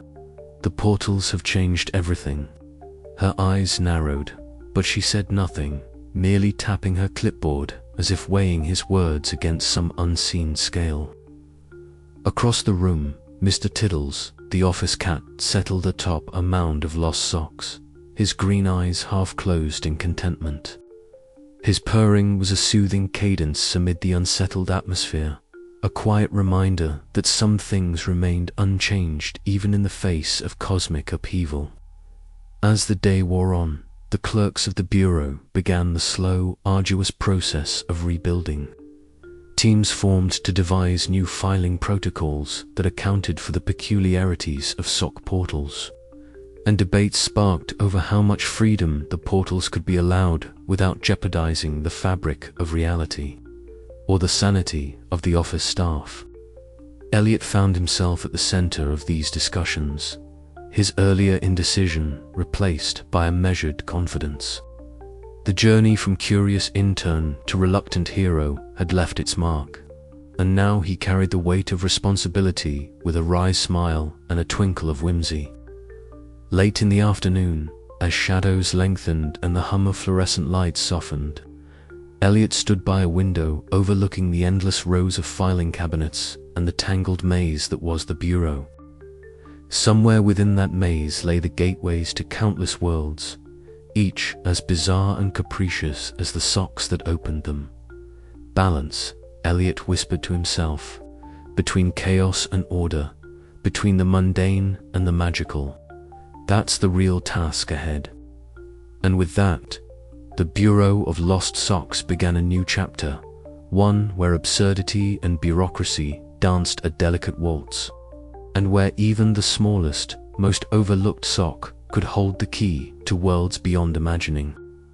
But as the lights flickered once more and the office cat stretched languidly atop his sock throne, a faint glow pulsed from a lone sock half hidden beneath a desk, as if reminding Eliot that the story was far from over. "So," Eliot said with a grin, "what do you say we see where this one leads?" The room seemed to hold its breath, and somewhere deep within the Bureau, a portal shimmered faintly, waiting. The endless corridors of the Bureau of Lost Socks had never seemed so quiet. The usual cacophony of clacking keyboards, rustling papers, and the occasional frustrated sigh had softened to a gentle murmur, as if the building itself was taking a breath. In this rare lull, Eliot found himself seated cross-legged on the cold linoleum floor of a seldom-used filing alcove, a small circle of odd socks forming an eccentric perimeter around him. Each sock, in its own way, seemed to vibrate faintly with a secret energy, a pulse just beyond the grasp of ordinary perception. Harold sat nearby, his wild grey hair tousled as usual, eyes alight with the kind of fervour that only a true enthusiast could muster. "You see," he began, waving a hand toward a particularly garish argyle sock, "these little fabric gateways are more than just lost laundry. They're stories waiting to be told, worlds waiting to be explored. And we've only scratched the surface." Eliot's fingers idly traced the frayed edge of a blue sock, the fabric surprisingly warm beneath his touch. "It's strange," he mused, "how something so mundane can hold such magic. It's like finding a secret in plain sight, hidden beneath a veil of bureaucracy and paperwork." Harold chuckled, a sound like dry leaves rustling. "Bureaucracy is just a way to cage the chaos, my boy. But chaos has a way of slipping through the cracks. These socks are proof." From her usual post by the filing cabinets, Mina appeared, coffee mug in hand, her neat bun slightly askew from the day's stress.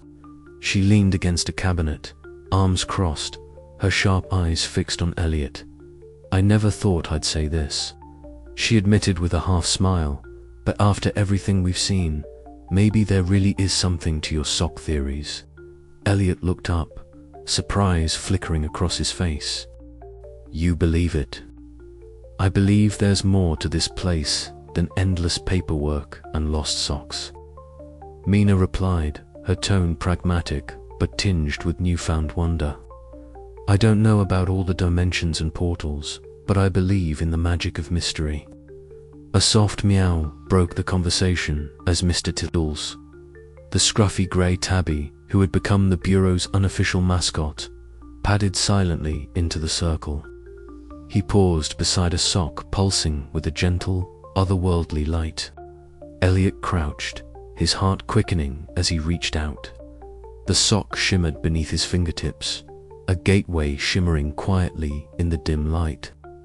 The hum of fluorescent bulbs overhead mingled with the faint crackle of otherworldly energy, creating an atmosphere thick with possibility. "It's still here," Eliot whispered, awestruck. "The magic." Harold nodded solemnly. "And it's up to us to keep it alive, to guard the secret, to explore it responsibly." The three of them sat together in the glow, the absurdity of their surroundings, the endless files, the buzzing office lights, the ever-present hum of bureaucracy fading into the background. What mattered was the shared understanding, the bond forged in the quiet spaces between paperwork and portals.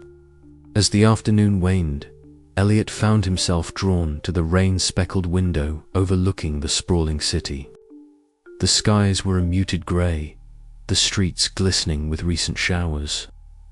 But to Eliot, the world beyond seemed alive with endless potential. He smiled, a mischievous curl tugging at the corner of his mouth. "Who would have thought," he said softly, "that a lost sock could hold so much meaning?" Mina joined him at the window, sipping her coffee. "Maybe it's not just about lost socks," she said thoughtfully. "Maybe it's about all the little things we overlook, the small mysteries that keep life interesting." Eliot nodded, his gaze drifting back to the labyrinthine office behind them. The Bureau of Lost Socks would always be a place of endless paperwork and strange magic.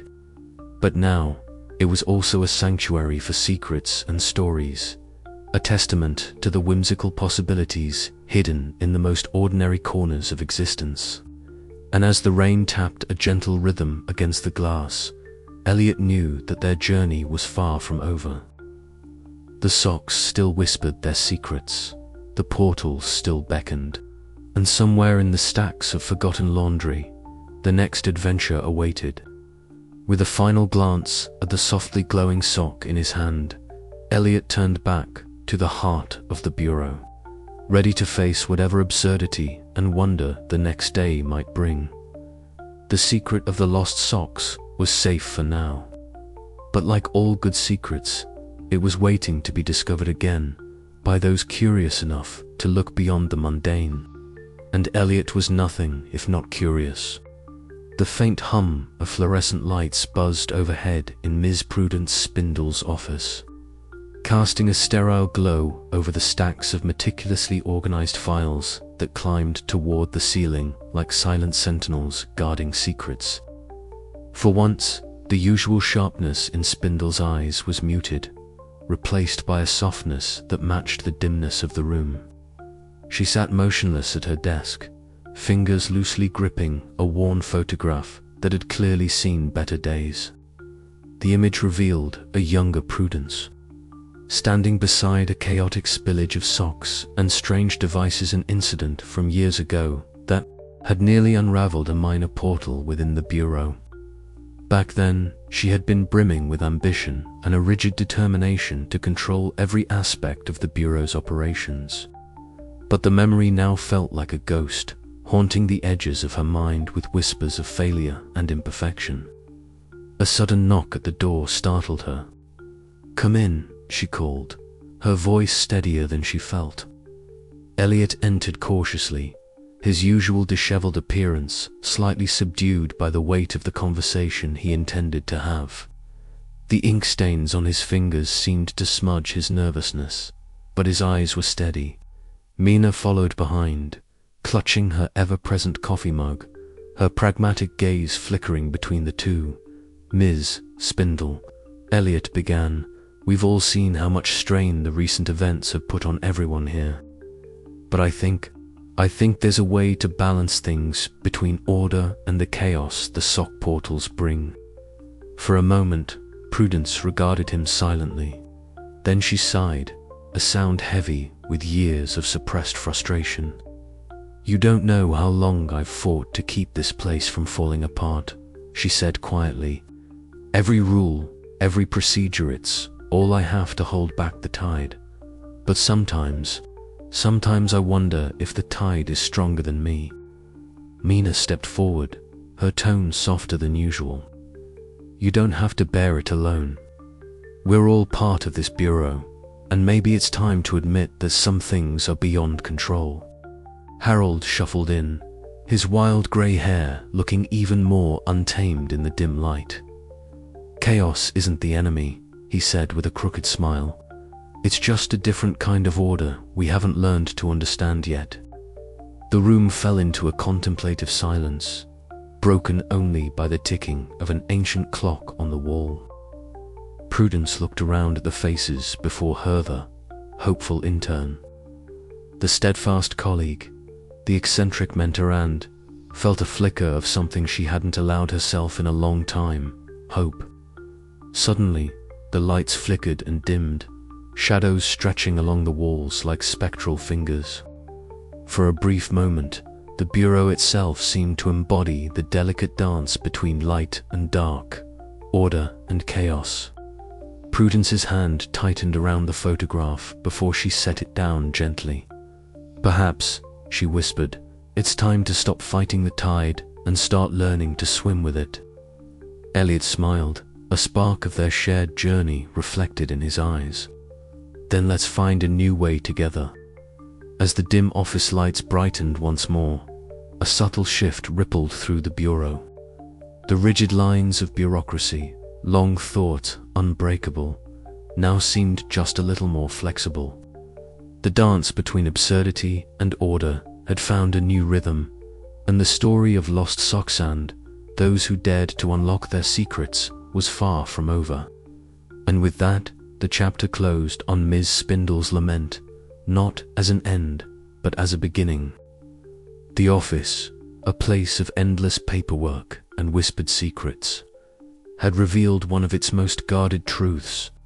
Beneath the layers of rules and reprimands, there was a human heart grappling with the impossible.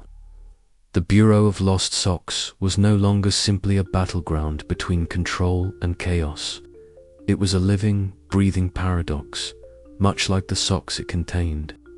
The journey ahead promised more absurdities, more whimsy, and more moments that defied logic. But for now, the quiet understanding between Eliot and Ms. Spindle marked a fragile peace of pause in the relentless hum of bureaucracy that allowed for a glimpse of something magical, something new. And somewhere in the distance, Mr. Tiddles the cat watched with inscrutable eyes, as if knowing that the next chapter of the Bureau's story was already unfolding, one lost sock at a time. Eliot stood before the softly pulsing gateway, a sock unlike any other in his hands. Its fabric shimmered faintly, colors rippling like oil on water, beckoning him forward with the promise of secrets yet uncovered. The office around him buzzed with routine, the hum of printers and the rustle of papers a familiar background soundtrack to his days. Yet here, at this threshold, the monotony fractured, revealing a kaleidoscope of possibility. He adjusted the cuff of his shirt, fingers ink-stained from endless forms and notes, and glanced down at his own mismatched socks, one striped blue and grey, the other a solid scarlet. They were his quiet rebellion against the stifling sameness of the Bureau, a small symbol of the chaos he'd come to accept and now champion. "Ready," Harold's voice cracked through the stillness, wild grey hair askew, spectacles perched precariously on his nose. Beside him, Mina sipped her ever-present coffee, eyes sharp and wary but supportive. Mr. Tiddles, the inscrutable office cat, wound around Eliot's legs, tail flicking lazily. Eliot nodded. "Let's see what's on the other side." Together, they stepped through the portal, the world dissolving into a swirl of colors and sounds. When the haze cleared, they found themselves in a dimension that defied earthly logic, a landscape of impossible geometry, where gravity seemed optional and whimsy reigned. Trees with leaves like fluttering bookmarks whispered secrets, and creatures with too many eyes blinked in curious patterns. Eliot's heart raced. This was why he had endured the tedious paperwork, the endless rules, the sneers of Ms. Spindle. This was the magic beneath the mundane, the absurdity lurking in the lost and forgotten. Harold fumbled with his notebook, eager to capture details, but distracted by a small, hopping creature that seemed to regard him with amusement. Mina's gaze was vigilant, cataloging exits and potential hazards with pragmatic efficiency. "Remember," Eliot said, his voice steady despite the wonder, "we're explorers, but we're also responsible. We can't let curiosity turn into chaos." The journey through this bizarre realm was filled with moments of laughter, surprise, and careful navigation. They gathered samples, took notes, and shared stories, each step reinforcing their bond and deepening their understanding of the delicate balance they must maintain. When they returned, the office felt different. The usual drone of clerks filing socks was punctuated by whispers of Eliot's expedition. Eyes that once dismissed him now followed his every move with cautious interest. Some colleagues dared to smile, others exchanged speculative glances, and a few even approached with tentative questions. Eliot took to the center of the main room, scattering his notes and sketches across a cleared desk. His voice carried through the space as he recounted their journey, painting vivid images of the strange dimension and the lessons learned. "The Bureau isn't just a repository for lost socks," he declared. "It's a gateway to countless worlds, each with its own rules and wonders. Our job isn't to suppress the chaos, but to understand it, to steward it with care." A murmur rippled through the crowd. Change was in the air. From the back of the room, Miss Prudence Spindle observed quietly, clipboard clasped tightly in her hands. Her sharp gaze softened imperceptibly as she listened, the rigid lines of her face betraying a flicker of conflicted respect. Perhaps there was space for something new, even within the strict order she had spent her career defending. Eliot caught her eye and offered a small, hopeful smile. The journey ahead would be uncertain, fraught with absurdity and challenge, but he was no longer just the intern overwhelmed by the Bureau's endless paperwork. He was an explorer, a guardian of the strange and wonderful, and this was only the beginning. As the office settled into an uneasy but promising calm, Eliot's thoughts turned to the next portal, the next sock, the next adventure waiting just beyond the veil of the ordinary. Somewhere in the labyrinth of lost things, magic shimmered quietly, waiting to be found again.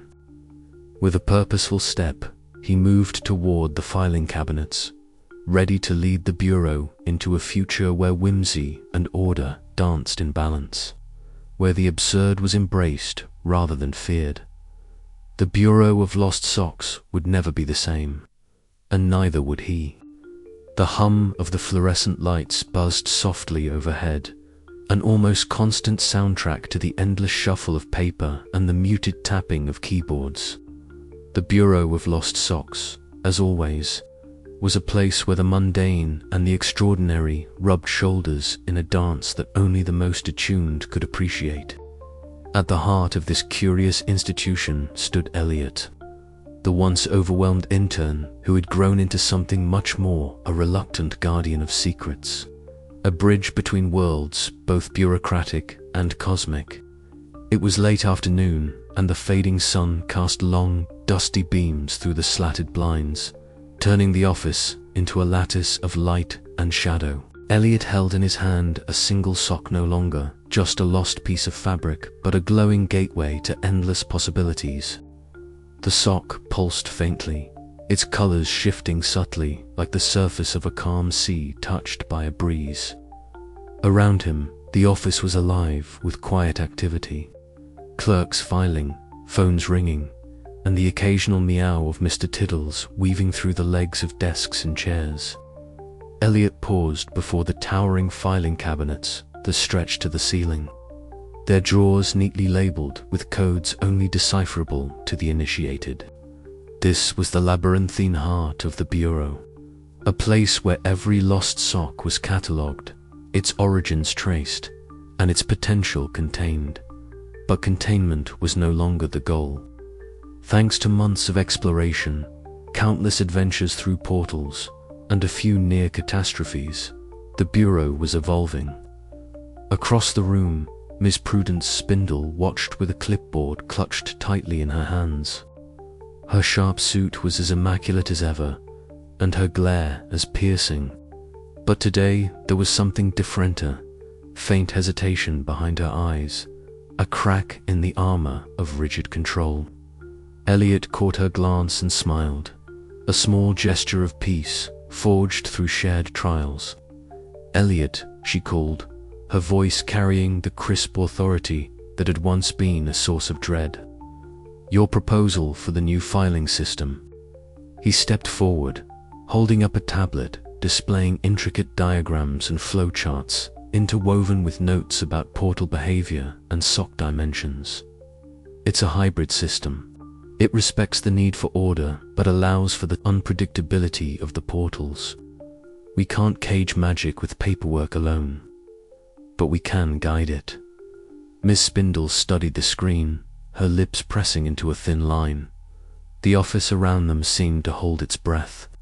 After a long moment, she nodded, just slightly. "Very well, we shall proceed." A murmur of surprise passed through the nearby clerks, and for a fleeting second, the Bureau felt less like a fortress of tedium and more like a cradle of possibility. Meanwhile, Harold shuffled toward the coffee machine, a wild grin on his face and a stray thread dangling from his mismatched jacket. Mina followed, her usual skeptical expression softened by a rare smile. Mr. Tiddles, the unofficial office mascot, darted between their feet, his bell tinkling merrily. "You know," Harold said, pouring a generous splash of cream into his cup, "I never thought I'd see the day when bureaucracy and cosmic chaos found common ground." Mina chuckled, adjusting her glasses. "Only here, Harold. Only here." Their laughter mingled with the gentle clatter of mugs and the rustle of papers, a small island of warmth amid the endless paperwork. Back at his desk, Eliot glanced once more at the glowing sock. It beckoned him, a silent invitation to step beyond the boundaries of the known. He took a deep breath, feeling the familiar thrill of the unknown coursing through him. The bureau was his home now, a place where the absurd and the orderly danced in tandem, where lost things found purpose, and where every sock held a story waiting to be told. With a final glance around the officer place, forever caught between chaos and control, Eliot slipped the sock onto his hand. The air shimmered, a soft hum rising as the portal flickered to life. He stepped forward, feeling the fabric of reality ripple and fold, the colors of the alternate dimension spilling into the drab gray of the office. As the mundane world faded behind him, Eliot smiled, ready to explore new realms, to uncover new mysteries, and to carry the bureau's secret into the infinite tapestry of existence. And somewhere, deep within the labyrinth of filing cabinets, the socks twitched and shimmered, alive with possibility. The Bureau of Lost Socks remained, as always, a place of endless paperwork, peculiar magic, and now, a fragile but beautiful balance between order and whimsy. But the adventure, as Eliot knew, was far from over.